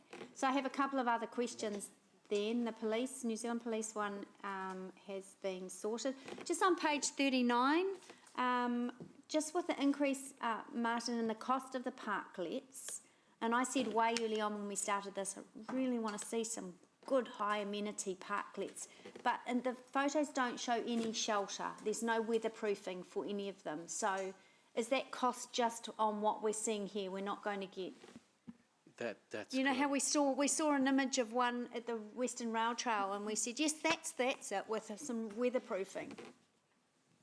Do these not have it? They don't have the roofs on, no. The furniture, no. No. No, that's parklets. the sca- Parklets don't have the roofs on, no. Oh, sorry, parklets are for bikes? Yeah. Parklets for a bit of biking and a bit of sitting. And they don't? Sitting. Bit of sitting and a bit of biking. Okay. And then last question is just on page 41 is Lake Road and Commerce, and I know that the work has started. And I have a really complimentary comment in my debate on that. But did we, in terms of, no, thank you so much, Martin, you've been working so closely with those businesses in Frankton, and you know I've got my entire political career has been working with them closely. So I think the only real remaining issue is the location of the bus stop, and it's across the road now, but they've advocated for a long time that it be down by Chicken Spot. So can you just talk to me why it can't be down there? Because the Meteor service, the regional council want that to... Currently the bus service around Frankton goes down King Street and then along Lake Road. Yeah. And it used to be along Commerce Street and then onto Lake Road. And the reason it was removed from Commerce Street was because buses struggled to get out at that intersection and turn right onto Lake Street because there's a lot of stuff going on there. So the regional council requested that we look at that intersection to see what we could do to improve it, because they prefer to have their route on Commerce Street than King Street. King Street, yeah. Because it gives it just gives a higher level of service for people in that area. So that's why the roundabout was promoted, because then the buses will be able to get onto Lake Road and make that right turn a lot easier. Okay. Yep. All right. And great work. Which means, sorry, I didn't answer your question. Which means we can't have the bus stop outside Chicken Spot. Great because chicken. that's beyond the intersection. Yeah. That's why we need to have the bus stop before the roundabout on Lake Road, and that's why it's there. Okay. However, the bus stop that's currently opposite Chicken Spot Yeah. will go back to standard car parking. Car space. parking, that's right, yeah. Yeah. Because I want to commend you on, I know when you started looking at this project, I think there was something like a reduction of 9 or something odd car parks, 10. and it's 10, and now it's down to 2. So Yeah. you've really worked closely with that community. All right, team, gosh, it's going to be a long day if we don't get through this one item. So I'm going to remove Roman numeral 5. The Horsham Downs Project 21, I'll remove that out. Is there anything else in terms of there's some on the list you want to support but you can't move over the line on that one, or I will take the rest as a group. So it would be Project 3, 4, 9, 3, 4, 9 and 28, because we've dealt with 15 and we will deal with 21. Does that sound okay by everyone? Oh yeah, obviously C and D, yeah. Yes, yeah. Okay? Yes. Thank you, Councillor Hutt. So I'll move those. So we'll deal with Horsham Downs after this one. So what we're doing now is we're doing recommendation A, B, which includes Project 3, 4, 9 and 28, and then C and D. Noting that C is the inclusion of bike parking for schools with no local share from us, which is a nice bonus. And E over the page. That's the Maxine Van Osten statue, is it? Oh, no. Down at Wellington Street Beach. Okay, so look, as the mover, I'm just going to focus in on the Frankton project. And again, thank you, staff. You've worked for a long time with those Frankton businesses who all have me on speed dial, which is great. And really appreciate that. And appreciate the fact that, you know, it is difficult times at the moment for everyone, and you've really listened to them. But more importantly, my dance studio is down Commerce Street, and I get there at 6 o'clock at night and I leave at 9 o'clock at night. And last night I came through, because the work's happening now and they've road coned it off, and the very nice chap standing there in the dark at 9:15, so I decided to have a chat to him. And I told him who I was. I wasn't the "don't you know who I am," because I was being friendly. But he stands there just letting cars in and out from 6 p.m. till 6 a.m. in the morning. And he was so polite, and we talked about the weather, and he, you know, it reminded me though that even though, and I'm also one of them, that we have road cone fatigue at the moment in the city, that we are spending and investing on amenity and making our roads newer and safer and all of these things. But at the coalface are human beings. And this guy goes back to his whānau, and he's had a 12-hour midnight, you know, stand at a road and a chat with a lovely woman like myself. And his only job is just to be on the radio and, you know, at the end of it. So when we're talking about the projects, let's keep to the projects, because there's a lot of jobs out there that all of this is creating as well. And it just kind of came home to me. So I see him several times a week. So thank you for listening to that unusual debate. As the seconder, Councillor Hutt. I am so honoured to be the lead for the Access Hamilton working group, because we get to be really nerdy about lots of this stuff, but I'm always reminded of how it changes people's lives, and we heard that from Gary, who spoke so amazingly, and I honestly almost felt like kind of tearing up a bit hearing him talk about him and his Magic stepdaughter. And I certainly attest to the same thing. I mean, I kind of joke that I've lived everywhere in Hamilton, but I did used to live off the Western Rail Trail, and my partner and I broke one of our e-scooter wheels, both of our wheels, going along Killarney, because we came off the Western Rail Trail, we went onto Killarney, and we were getting our, you know, Saturday morning croissants from Valare when it was there, and had a bad time with some glass and a curb. But, you know, I just know how great it was to live in that area, and, you know, I know what our life was like then, and the opportunity to improve it so you aren't cycling or walking or running down a stretch of concrete that's really degraded and has holes in it, and you can cross safely, and you can link up to other places, and you can go from Frankton to Melville. I just think is really wonderful, and it makes me wish I still lived there. I also hope that it'll enable more bike trips to Bunnings, because I think it's a wonderful way of saving money when you have a bike. Well, exactly.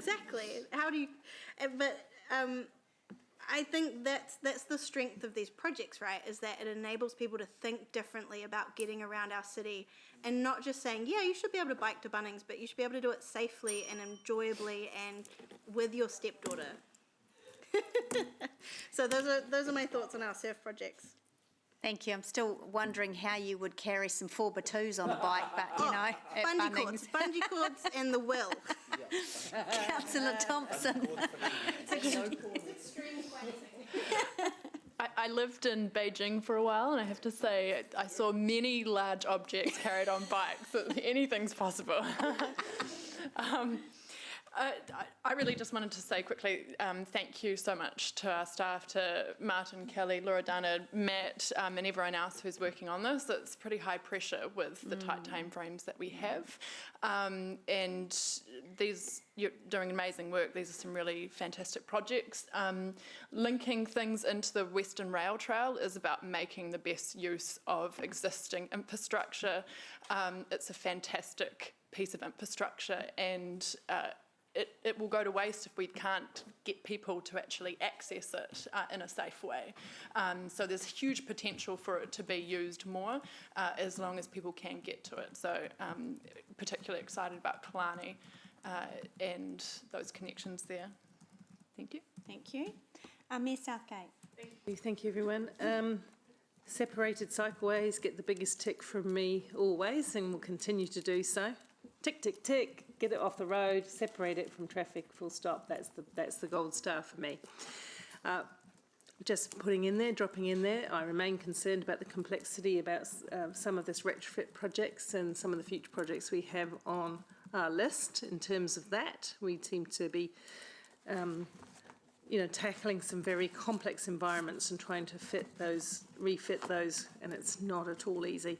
Support Sarah's comments around the rail safety. That's a no-brainer in my view. We know we've been told for some time. Disappointing, however, that we didn't get that next step of the barrier and the electronic barrier, because that's gold star safety treatment for rail crossings, end of, and we've got to remember that people do die on rail crossings. Everybody makes mistakes in terms of going across those from time to time.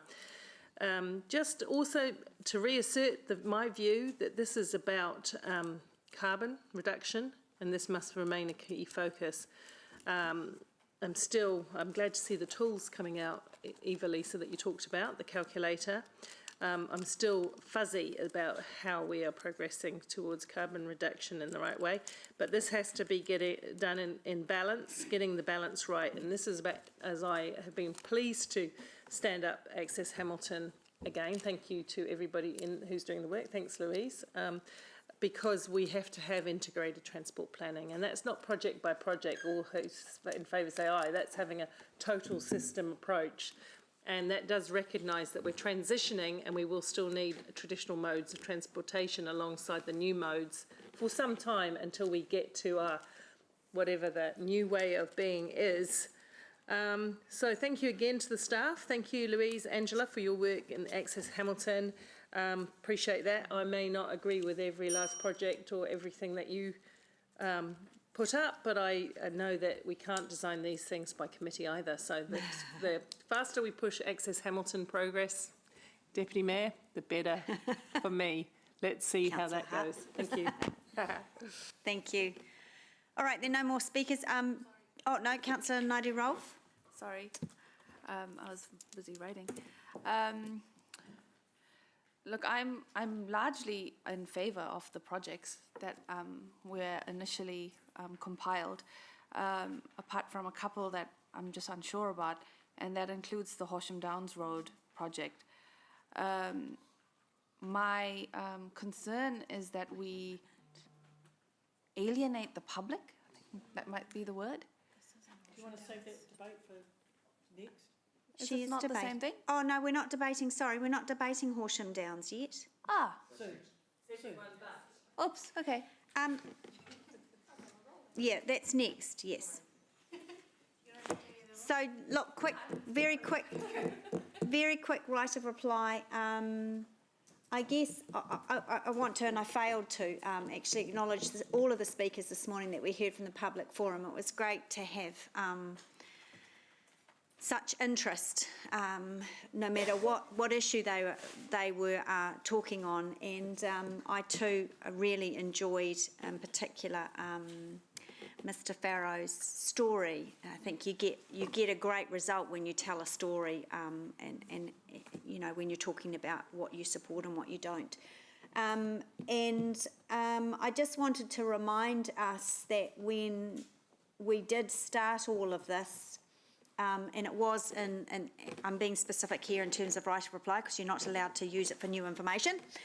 Someone said, and I think it was Councillor Thompson, around connecting those bits up, and that's what this whole thing was about, the whole SURF projects was about. And I remember being in lockdown in 2021 when we were having a Zoom meeting with the team, and we were talking about all of the bits, and we looked at a map. Remember that? And we were looking at all of the bits that needed connecting up, and that's the outcome here, and that's what we need to be focused on. So very happy to support this. So let's do this electronically. on the board? Oh, no, no one's on Zoom. Now we can do this by, no, let's do it electronically. It's faster for you guys and easier, eh? So let's, yeah. Makes their job easier when it's, they don't have to count and it's all done. The motion is carried unanimously. Excellent. All right, so we're just going to move on to Horsham Downs, and I'm going to do something I never do. I'm going to ask just a quick first question, because I'm looking on page 96, and some of the questions were around consultation, and it says here that construction doesn't start till December. So why would we not have more time to consult and engage? Am I on the right one? Page 96? What number is Horsham? 21 on this list. Is that, am I on the right?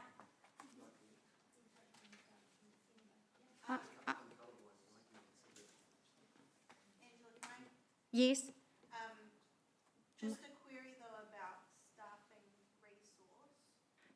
resource. I assume we can't clone Matt, so No. Just in terms of if we made the consultation for this longer, would that affect? Well, I think we heard that it would, but I was just trying to, I'll let questions go, but I was just trying to, when I looked at this, I thought, well, okay, it's not like. Yeah, I know. Yeah, okay, never mind. So if we can keep questions really specifically on the project, not on all of the other things like, you know, how much emissions is this one going to, because we've done that. We've been doing that all day. So let's be really specific on the feedback. I know it is, but we have, oh, have we? Oh, God, we have. Of course we have. Sorry, we're just voting. All right. That's right. Oh, I thought we had, because I thought, didn't I ask that question? All right. So do I have a mover for thank you, Councillor Hutt, and a seconder, Councillor Thompson. So this is just for project 21. There are no questions. Councillor Pike, there are no, including the one you text me. We've answered that. She's texted me again. I know. Yep, I know. Yep, I know. Okay. All right, so Councillor Hutt, as mover of this one, would you like to debate? Sorry, I completely got confused. Hey, I just, in reading this report, I thought there were some things that were really quite shocking to me in it. The fact that 12 to almost 20% of buses were late to their next stop is absolutely outrageous. And the fact that I take these buses and I had thought they were late is very validating to the fact that I'm not losing the plot. But how often do we talk about the fact that public transport needs to be reliable? And what a clear example of it's not. I think this is such an opportunity to have a real public transport win, and how often do we sit in this chamber and say, oh, we want to work with regional council and we want to improve public transport, and yet here we are working with regional council. They've said, you know, what we need to do with this bus stop, so let's do it. I also want to acknowledge that the engagement that we had with the community when it was open for feedback was posted in both the Flagstaff and the Rototuna Facebook groups, and those Facebook groups are not shy at telling you if they don't like stuff. And I watched it, and I was really surprised at the minimal outrage that was posted in regards to both of those links to our submission, our feedback portals. And again, the real, I guess, lack of engagement that the community has come back to when the opportunity is put in front of them multiple times to have. But I also have to acknowledge our household is one of the households who got a flyer and didn't give any feedback. So I do want to apologise to our staff for not being good role models in that regard. But these transport routes go right from the edge of the city into the CBD. This is one of the furthest trips you can make from the outside of Hamilton to the CBD. And we are actively making it more reliable when it can take over an hour by bus. I've observed dangerous crossing. I've observed cyclists and myself nearly being clipped by cars in this area. This is a win for public transport. It's a win for pedestrians. It's a win for bike users. Thank you. Seconder, Councillor Thompson. Thank you. I think that there's a bigger picture here. When we look at our goal to have frequent and reliable public transport, which we know works, and we've seen that with the Comet, that once we made it frequent and direct, people took it. Patronage went up phenomenally. Along this route, the plan is to have the Rotorua Rocket that will start as a every 15-minute service, north-south. It will eventually turn into every 10-minute service, just like the Comet on the other side of the river. So we're looking at replicating the Comet, which has been a success, on the east side of the river. To do that, we do need to make sure that we're having stops that are good for people to use, that provide shelter and things, that also promote reliability and make it more efficient. The more efficient the route is, the more actually times that you can go back and forth, and the more that you actually save on OPEX, on the cost of bus drivers as well. The other thing that I think is important to look at, while with the in-lane bus stop, a key part of that is allowing the cycle lane to go past. Ultimately, a bus is massive, and when you're on a bike, it's pretty scary, as you can imagine, to be right up close to a bus, or to be sharing a lane with it, or having to pass it when you don't know when it's pulling out or not. So I think that if we're looking at providing cycle infrastructure people actually use, we need to make sure there aren't weak links in it, like having a bus stop right in the middle of it, or having to go outside around a bus, because then parents will say, well, most of it's safe, but this bit isn't, so I still don't want my kid to bike, or I don't want to bike to work, or put my baby on the back. You know, particularly when you're looking at transporting children, your standard for safety goes up considerably. So I think it's important in terms of putting in quality, usable infrastructure. Thanks. Thank you, Councillor. Councillor Taylor. Thanks, Chair Angela. I'll be voting against this. I'm opposed to it. And I would remind you I'm not being bloody minded. I have supported most of the projects on this list. But I think, well, I know that this will cause extra congestion and into an already very busy area. And the changes to the roundabout have already caused delays, and this will add to it. You've heard 5 seconds per passenger, so that's going to exacerbate the delays. And there are businesses and there are people who are opposed to this. And you've heard today Coms say that they're not comfortable with that we've captured everyone. And so I think we should at least be delaying this and having another crack. I think that there's multiple changes, multiple works going on around the city, and to be honest, I think people are a bit punch drunk. And I think it will get to the stage where they just think they're not going to be listened to. And I think we've got an extreme example here, and I find myself wondering in my darkest moments if we're almost deliberately trying to provoke people here, because this certainly will, and this certainly should. So you won't hear about it now, but when you've got people stuck in those queues, you'll certainly hear about it. And honestly, my philosophy is that for a city this size, I don't think we should be putting the investment into public transport that we are. And I don't think people buy into it. You've got this build it and they'll come mentality. Not going to work. So I am really opposed to this, and I think you are making a big mistake. Thank you. Ms Southgate. Thank you. I'm not going to support this one, basically on the point, because of two things. Firstly, the comms concerns that were raised, and I haven't got the assurance that we're going to deal with this as we should. That community's already had a significant impact upon them, and so they are, very alert to further changes, but obviously we haven't captured all the feedback we need to. I believe, as I've said before, we need to get to an integrated multimodal approach, which includes private vehicles and all other modes. But in this instance, I'm not supporting this because of timing and detail. That's it. You know, we've got to learn something. We need better urban shopping areas. We're inheriting issues from the past, bus stops within a car park, etc. That's the same at the base as it is there. So we need to, as we have future community hubs and so on, we've got to do better. We've got to get best practice and learn from the past, not only in terms of the way we design and the requirements we have on developers for multimodal journeys, but also in our comms approach.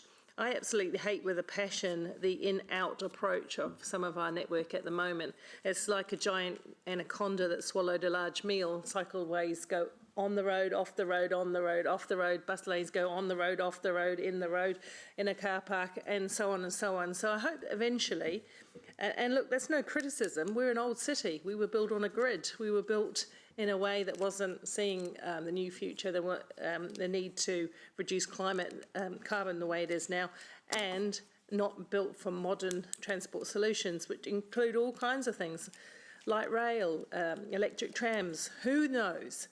So I'm not opposed to passenger transport or any new developments. We do need that to be the modern city that we should be. This one just hasn't quite dotted the I's and crossed the T's for me at this time. Thanks. Thank you. Councillor Naidoo-Rolfe. Do I support a reliable public transport network? Of course I do. But I think it's the process that I just have an issue with. We've heard from our own staff. Our own staff have said that engagement wasn't good enough. I mean, if that doesn't tell us what we need to know, then I don't understand what we're debating about. You know, we've heard it was informed engagement. Staff are following the strategy. They are asking people not if they want it done, but how do we deliver it. They're seeking feedback on only the flaws of the design, which I can understand. That's the direction that we've given staff. But, you know, when I think of the building owners, for example, the shopping centre owners who say, yes, we'll support removing the bus stop, but not in the design that it's currently in. Oh, but wait, there's no way to actually have a discussion or have the opportunity to work out how to make this work for everyone. And that's where I'm a bit, you know, I get really concerned. Are we going to hear about this when it happens? Of course we will. The congestion in that area and that roundabout, you heard from Public Forum this morning, it's insane. You know, you've got cars backing up from that roundabout past Chartwell. You've got cars backing up from that roundabout all the way up Thomas Road, all the way down Gordonton Road. It's just not practical. And then, you know, yes, we're trying to promote public transport, reduce the amount of car trips, but these guys, you know, majority of them are young families, kids, car seats, boots full of groceries. So, yeah, it's the process I have a problem with, and I just can't support this one. Thank you. Councillor Pike. Thank you, Deputy Mayor. I agree with Councillor Thompson. We need to take a wider view here, and there are already people disgruntled about multimodal transport options, and I have supported all other projects today and also support multimodal transport. But if we are rushing this through today without bringing the public along, I think we will only exacerbate those conversations and negative rhetorics. And I think it's worth taking the time to tell the story and bring people along this journey and our bigger dreams for the city. So as it is today, without a stronger public conversation and flexibility on design, I just can't support it. Thank you. Thank you. Councillor Casey Cox. Yeah, I will be supporting the staff recommendation on this one. I guess I'm curious that we're talking about buses as creating congestion when it's actually cars that create congestion in our city. So I think it's great that we're giving priority to buses and that they will and do remove cars from the road, freeing up the road for people to travel more freely. So just a fact, I guess, from the Metro Spatial Plan, as I understand the business case, by 2051, congestion will double and will increase by 133% in peak PM times if we continue in this direction. So if we continue with business as usual. So I want to really thank the staff for helping us not to continue with business as usual, but to do things that are creative and safer, and that will ultimately reduce congestion in our city. Thank you. Councillor Van Osten. Thanks very much. Thanks for your questions, everyone, in your debate today. I've been in a mixed mind about where this will end up, but I'm really supportive of finding ways for our kids to be able to get themselves to school, to be able to get around to different parts of our city on their own, with their own autonomy, in a super safe way. I've got grandkids myself who are dying to get, who are breaking their necks and who Even that one. oh my God, there's too many of those awful kinds of rhetoric to call on, but who really want to be able to ride a bike around the city. And I want to encourage them, but I cannot be behind them, keeping them safe all the way. So we have to be able to set up the infrastructure that allows that to happen, that allows not just small kids to be able to get on the road, but women my age, other women that really want to be able to use different ways to be able to get into our city and around our city. This is a great shopping centre. You shouldn't have to just drive your car to it. You should have options. That's an awesome bus route that needs to be enabled, and these sorts of things allow that to happen. It's not going to start till December, according to our timeframes. That's heaps of time to give people the opportunity to understand what's happening. We employ a huge number of people as experts to give us the very best advice on what is the best thing to put in these places. And you don't want to listen to them. You don't want to trust that they've got it right. And I do, actually, and so I'll be supporting the staff motion.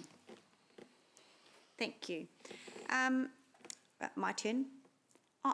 This one is about Horsham and the bus stop, and it's about congestion, and I agree with previous comments, particularly Councillor Casey Cox, who said it's not about PT causing congestion, it's about our fast-growing population, and that's absolutely accurate. I've been sitting around this table a long time, and I can tell you 5, 6, 7, 8, 9 years ago, congestion was building just because we were building houses. We don't stop building houses because it's causing congestion, so we shouldn't stop supporting our PT network. This is one of those difficult ones, and we heard feedback from staff from some of the businesses in this shopping complex that said, well, yes, we want the bus out of here, but don't put it on the road. So where do we put the bus? And in terms of the engagement, while I would also like a little bit more time, I can tell you without a shadow of a doubt, even if we had 6 months to consult on this one, we'd still be the same.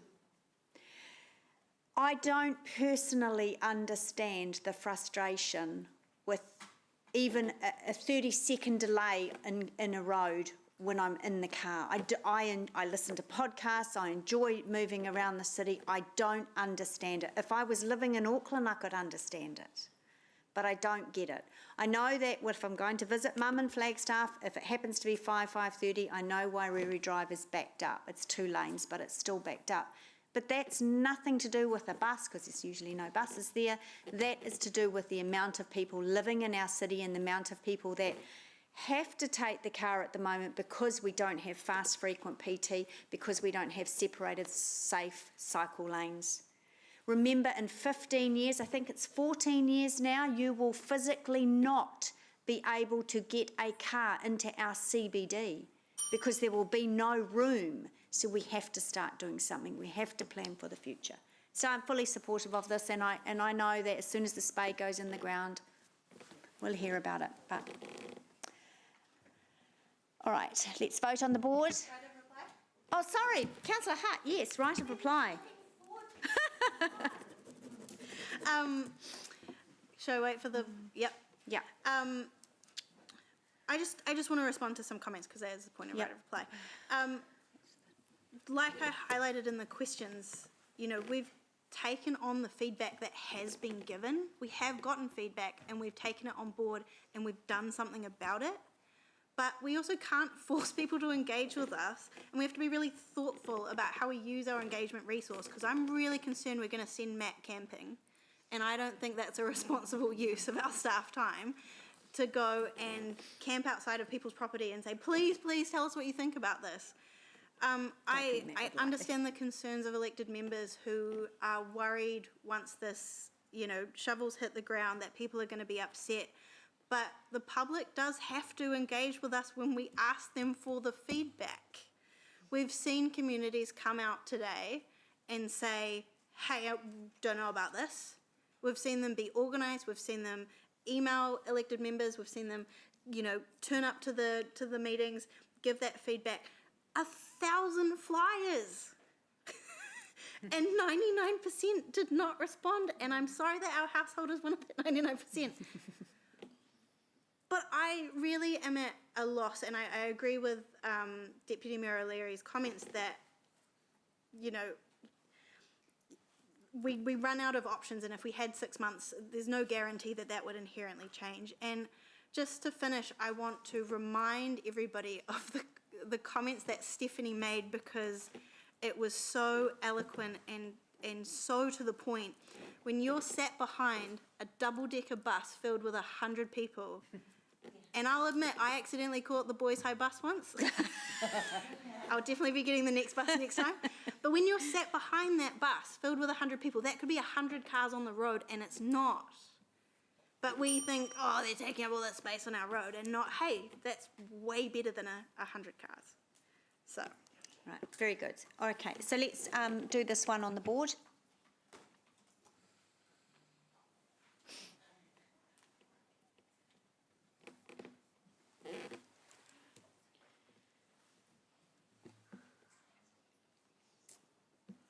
Deputy Mayor, we have a Yeah, I will use my casting vote on this one, so I will, do we have to vote again? No, so it's to follow my vote, so I will vote for it, so it passes. Yeah. The motion is carried, noting that the Deputy Mayor has used her casting vote. Yeah, on this one I will, yes. Thank you. Ah, Stevie! Okay, let's crack on. We're on to, good work everyone. We're on to item 7, which is the waste assessment and the recommendations on page 17, and I'm happy to move that as we've got Tanya here. Thank you, Mayor Southgate will second that. Tanya, over to you. Sorry, what page? So we're at page 17. Good afternoon, everyone.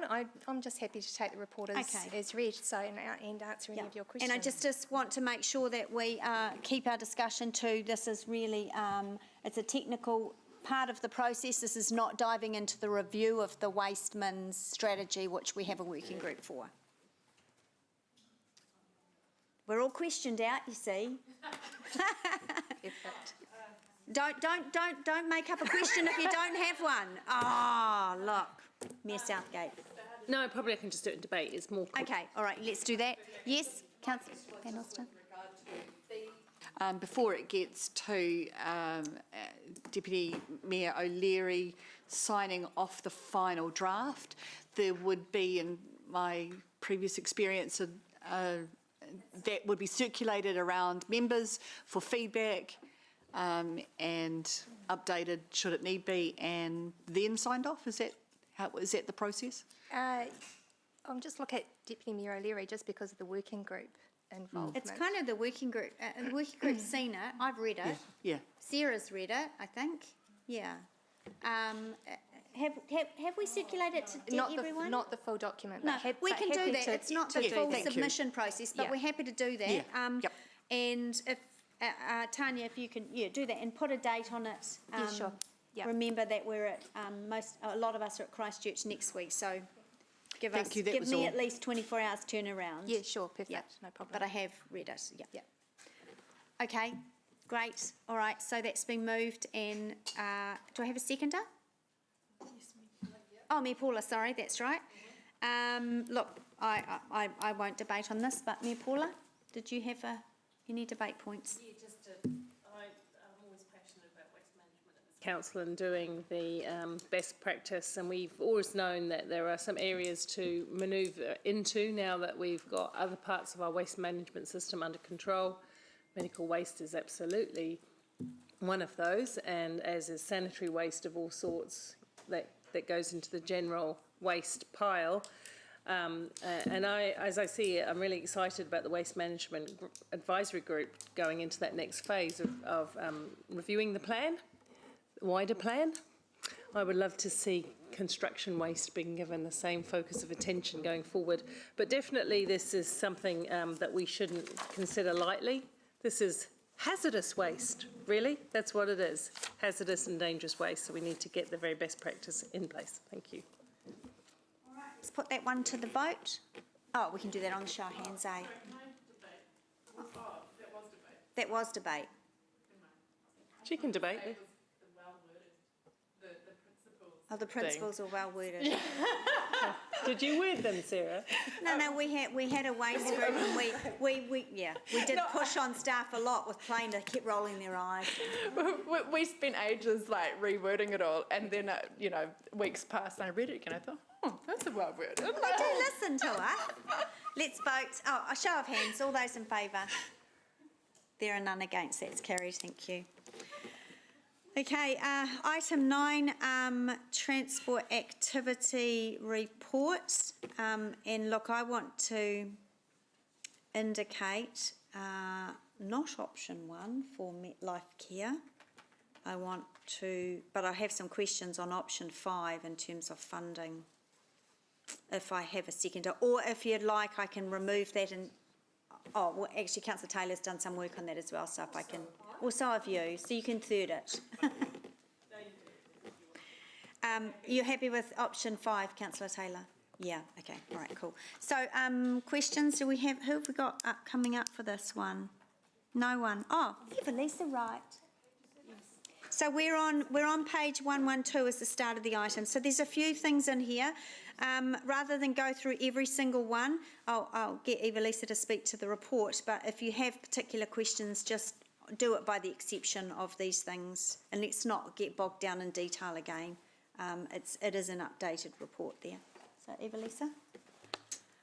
So just before I take it as read, just to summarise, it is around the approvals of the submissions that we have submitted that have been circulated prior during executive updates for feedback, and it's also there is a matter there in terms of just delegating some authority from this committee to the Strategic Growth and District Plan Committee, because there are principles within the Three Waters policy that are on a tight time frame to be reviewed. So, and then once that matter is, should that be resolved, then that will, the Three Waters policy review will come back to this committee to carry on its process.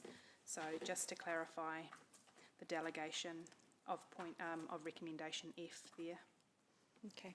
Cool. And otherwise I'll take it as read, and any questions, and I'll ask the relevant team to pop down should there are any detailed questions on particular items.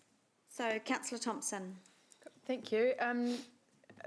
Someone might not have the information available right now, so I'd be happy for it to be circulated by email, but it's just, I'd like to understand the expected timing for the bus level of service improvements. So going to page 114, and it talks about the regional transport committee updates, and it says that the Meteor and the improvements to the Comet should come on, be coming online soon, but we've been waiting years. And so firstly, could we get an update on the timing of when those kick off?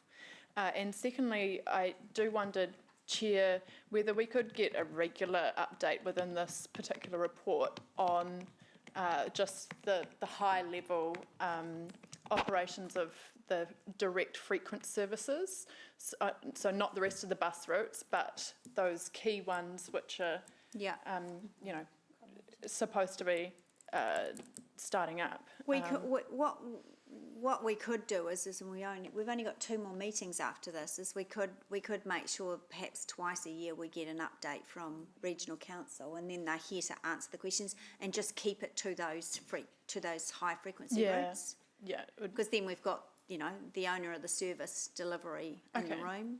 Yeah. Yeah, we did. We used to have NZTA turn up as well, but yeah. Okay. Okay, thank you. Take that as an action. And sorry, I actually had 2. The second one was around the swale thing outside of Bupa, Foxbridge and the retirement homes.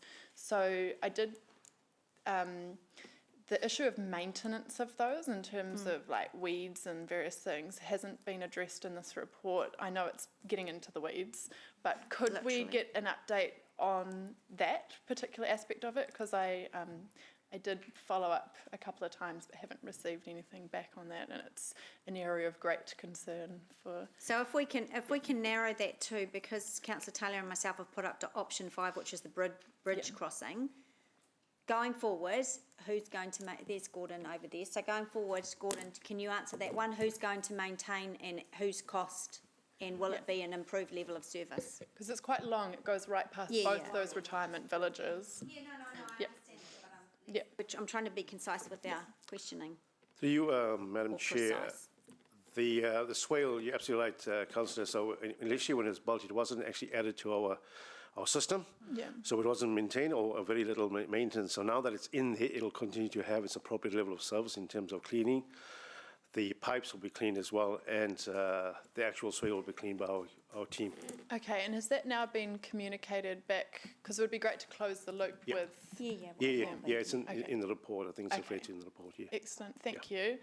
So Sarah, we'll close that loop both through the emails that have come through so that we close out that request. Awesome.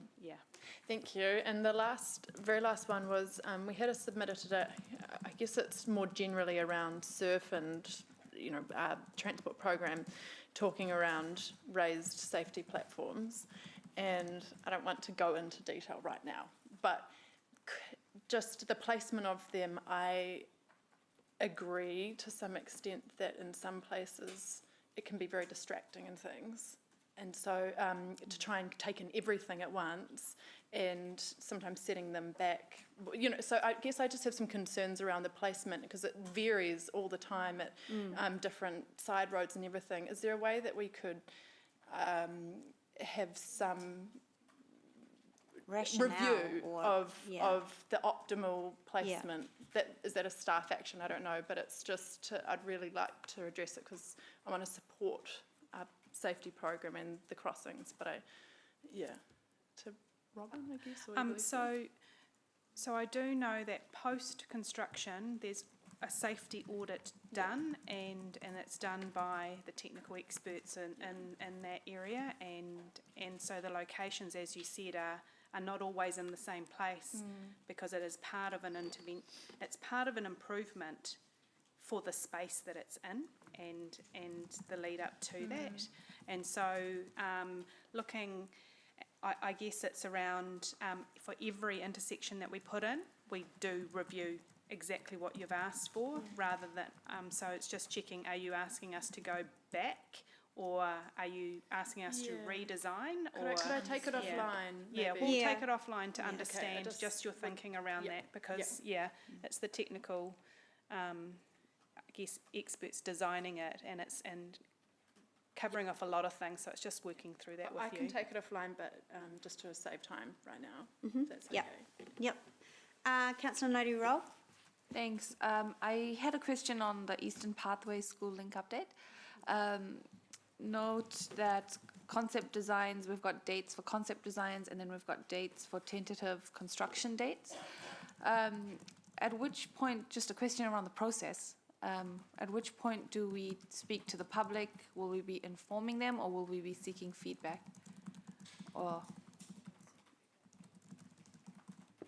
So there's a full engagement plan on that, and it is talked through at the Access Hamilton Working Group in terms of the process, and in particular we have a particular comms person who has been engaged on that project, Elizabeth Hughes. And so there is, we have the learnings from the Crosby Road conversations, and that has been taken into account. And so it is actually how we phase the project and communicate with the community on the actual program business case that has been put forward, but then the actual physical designs and what needs to be done. Okay. So that will be done as, I guess, our best case, best practice comms and engagement that we do with the project. So I guess I'm just looking for reassurance after hearing from those businesses along Peach Grove and Hokonui. Will they have that opportunity to speak to someone? Absolutely. Yeah. Okay, cool. Thank you. Thank you. Ms Southgate. Thank you. Just a couple of quick questions. I see we've got a report on the electric charging, which is good. Just interested in, didn't see it, and I was just flicking through again, I may have missed it, our approach to the car share improvements that we're doing. I know that I've seen the physical changes to our car park. So that, what other things, you don't have to do it now, but if you, would love to know what we're doing with the whole car share proposal and space and sharing space with them to grow their opportunity, and also any updates on our internal fleet management in terms of moving to electric, shared fleets, etc. Oh, and one more question after. So just to answer those, there are reports planned to come to this committee on exactly those items. Cool. So the car sharing topic has previously come to this committee with the process as to how our team will move car sharing into Hamilton City, and there's also a resolution for the fleet to bring back a report on the outcomes of that in progress to a committee, so we'll bring those back. Perfectly answered, thank you. Just a question in terms of, we talk about the Forest Lake swale, and I've been out to see it too, but I knew it was in good hands with Deputy Mayor O'Leary and Jeff, so I didn't get another finger in the pie.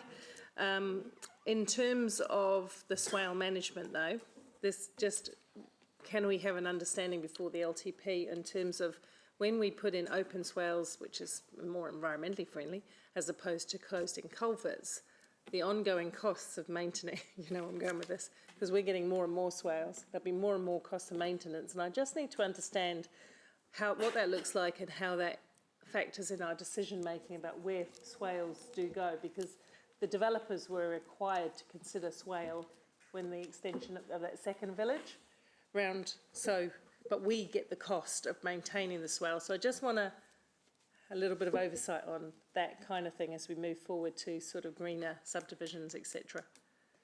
Yes, we'll be bringing those to elected members as part of the level of service conversations, as part of the long-term plan. Cool. And it's not just the swales that we do need to consider. There are multiple other factors that we'll be bringing forward. There's lots of culverts and approaches. And street lights and a whole number of things, so as well as swales. Thanks, perfect. Thank you.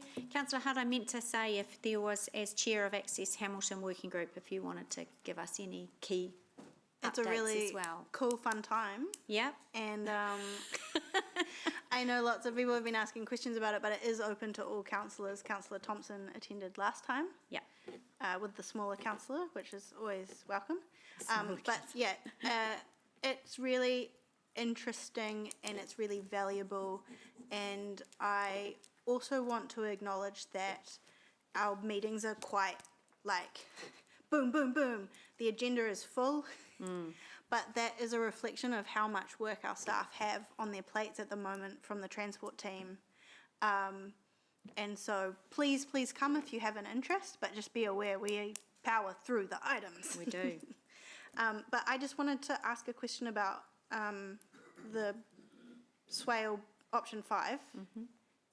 But I just want to check you're not going to ask a question about the costing. I have, but about the maintenance. Well, I was going to ask about it's 60,000, not the $15,000 option we were suggesting. Yeah. But if it's if the bridge is going to be owned and maintained by the village, who pays for that?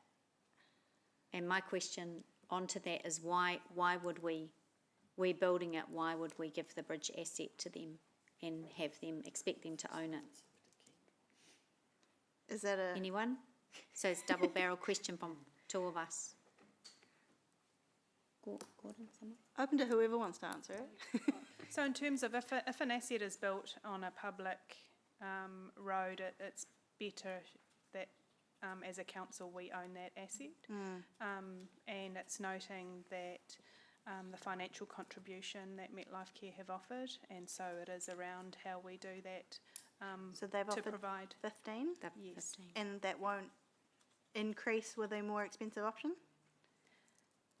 No, not their contribution, no. Right, okay. Yeah. Yeah, so that means that if council were to put that in place to keep it, to keep all the assets with us and the maintenance to make it easy for that. It's just should the option says council- ongoing Yeah. maintenance, bridge Yeah, assets should be owned and maintained by the village, and I would disagree with that. But that's not what you're saying, you're saying it should be owned and looked after by us. To you, Madam Chair. So the reason why we suggested that is that it's like an entrance to any property. The only Yeah. users will be the occupants of that. So that's what we're suggesting, that they actually maintain that. Oh, okay. Right. So it's effectively their driveway that then butts onto our road. Okay. I get that. That makes sense. Apologies, I answered that wrong. No, that's Okay, so if we're going with option 5, it is as written here? Yeah. Okay, okay. Yeah. Okay. Yeah. Councillor Van Osten? On that same issue, it's the first time I've heard of the need for access for a vehicle to get out of there. My understanding was that it was for their residents to be able to Yeah, walk it is. and what have yous. But this is just an Are option. we saying? No, well, this is just an option that Gordon has put up through conversation. So there was all sorts of conversations. And it's them. I had a phone call with Murray Bindon last night, and I said, well, that does seem like you're adding a little bit extra on because the original thing was pedestrian access. So obviously the option 1 is a legitimate thing, but it was also, well, why not we make some improvements? So up to the committee to decide. And is that usually, though, if a community of any kind were building a development, that council would pay the lion's share of any improvement? Is there the opportunity for us to go back to them, seeing it's their proposal to add to see whether they would do a 50-50? No, they and won't. That, So is no, that- the answer is no, they won't. but if we pushed it back to them to say, look. No, that's, MetLife Care is 15,000 and that's it. So it's up to the committee to decide. Can I just ask on that, how much is, the bridge doesn't happen to be 15,000, does it? No. Sorry. Your worship, Yeah. it's not 15,000, Yeah. it's 60 years. Yeah. Yeah. Yeah, okay. Well, no. So one of my other Yes. questions was, I'll be so voting against it. effectively this would be for, say, the first year in terms of annual plan next year, so the first year of the LTP. So do we put that in here now? And that we would then be committed to that project. Yeah. In that instance, is Yeah. that right? So that it would already be locked in. Yeah. As a project in the long-term plan. Yeah. Did you have any thoughts on that, Gordon, or? This is a no. No, I'm happy with that approach, is having Yeah. it as a project, yeah. Okay, so then that means that at some point between the 1st of July 2024 and the 31st of June 2025, the project will go ahead. That's my intention.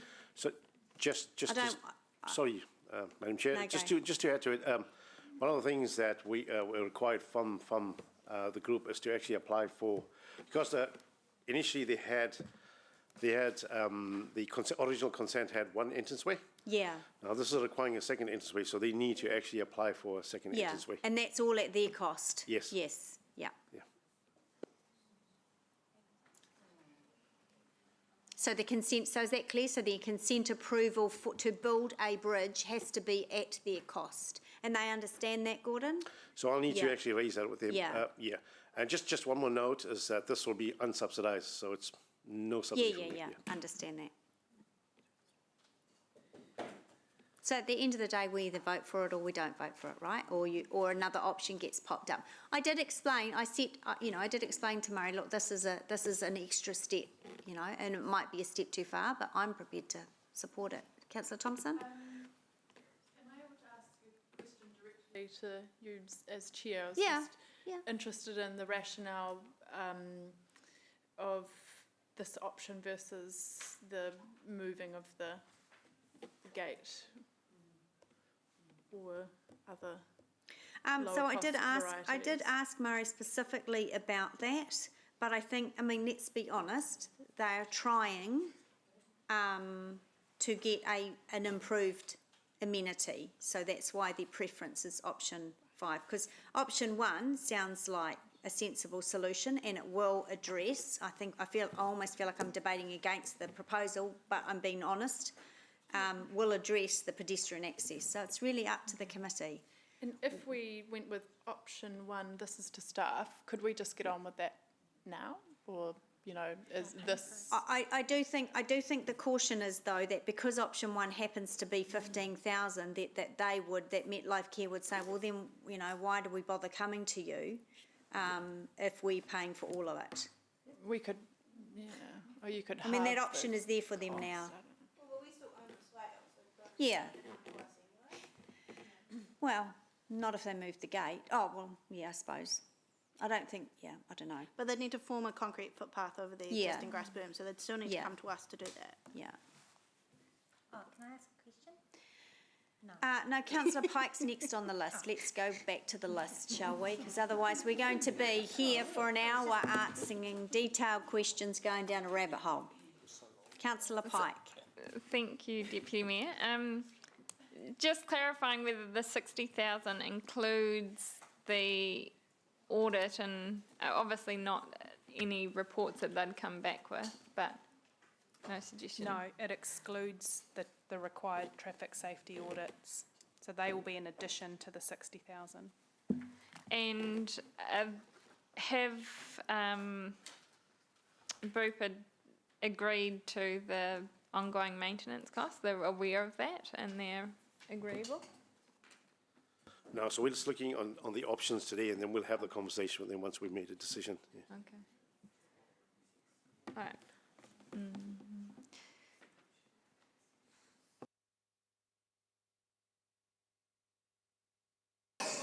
Did we ask? Sorry, who was on there? Oh. Councillor Hutt? Can I just clarify there's 6 options, and that's just quite a lot of options. It is.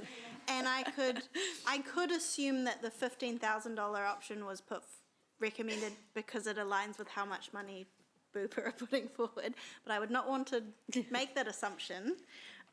Is there a reason why one of the other ones wasn't put forward? And is there a particular reason behind option 1 being the best?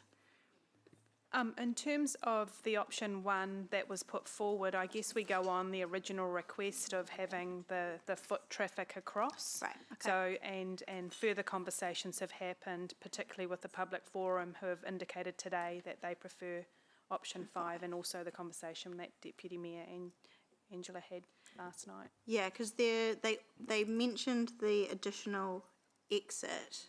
So is option 5 the kind of combining of having an additional exit with also this swale problem? To try and find a solution, I guess, for both? No. So it's just, sorry through you, Madam Chair, it's just a bridge, so it's not going to solve any of the soil problems. But what we've said to them is that now it's gone onto our register, we'll continue to maintain that, and so they're not going to have those challenges they had previously. Okay, but option 5 does allow emergency vehicle access? Yes, it does. Okay. And just on the 60,000 for option 5, so if they still need to do the consent and the et cetera, that's not part of the $60,000 cost. That's additional again that they'll have to pay for on top of the 15,000. Yeah, so it has to, yeah. So the contribution is $15,000, so we need to go back to them and say this is the work that they need to do in terms of the application. Okay, it's just really messy. All right, look, Councillor Taylor and myself, well, I was sending him this long text to say, oh, and he sent me the short text to say the same thing. Should we go for option 1? Paper, scissors, rock? Withdraw my Yeah, we're seconding of your... It's getting all really confused, and then we're trying to work out, oh, stop it, LTP and all of that stuff, so. I mean, I did manage expectations with Murray, so, back to. My question was yeah. up there some while ago, but just can I just ask? Option 1, I'm I'll happy move to- option 1, Councillor Taylor, second option 2. I'm happy to second option 1 unless whatever. But I was just going to ask: was there any particular thinking or debate or reasoning around an emergency exit, like vehicle? So, yeah, so as I said, when my conversation with Murray last night, I did say to him, I think that's testing it a little bit. And the reason I said that was A, because it was sort of new to me, and also B, he's not the only retirement village that only has one emergency exit. This is an issue around the city. So he understood that. So they will not be surprised that we've gone for option 1, other than I still don't think we've managed it's really unusual that we have a proposal that comes with money from outside. So maybe if we can have 5-minute bathroom stop and I'll have a quick chat, because I think we should contribute something. It is our swale. Yeah. Can we do that? Can we just do that? Let's stop for till 25 past. Oh yeah. I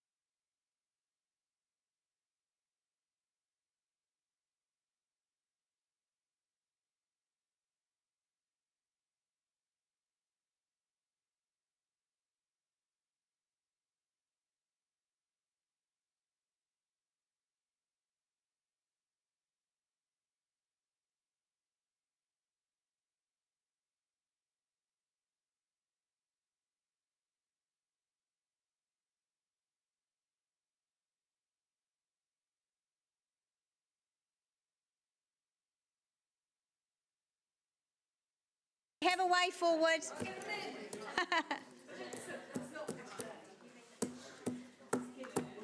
We have a way forward.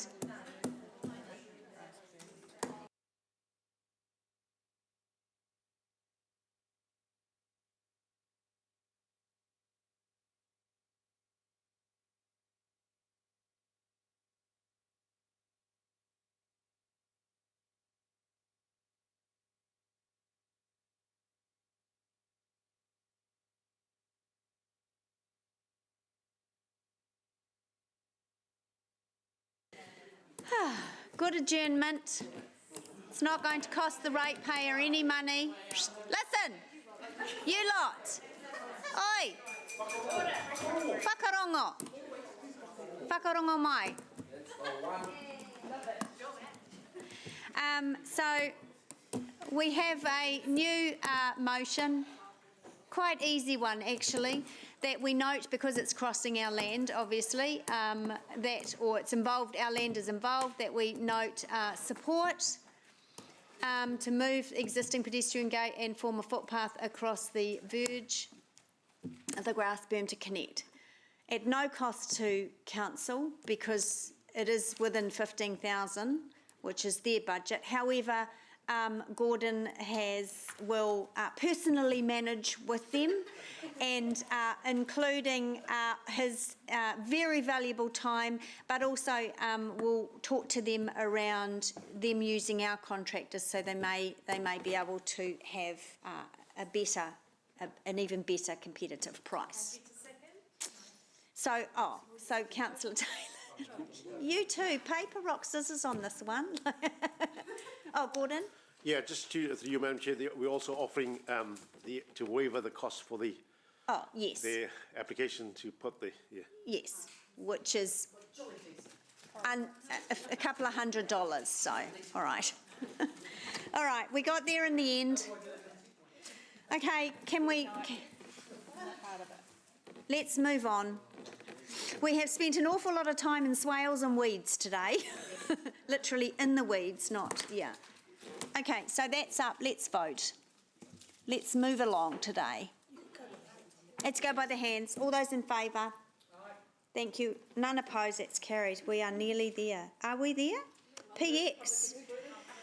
Thank you, Councillor Van Austin, Councillor Casey Cox. All those in favour say aye. There are none against. That's carried. Boom.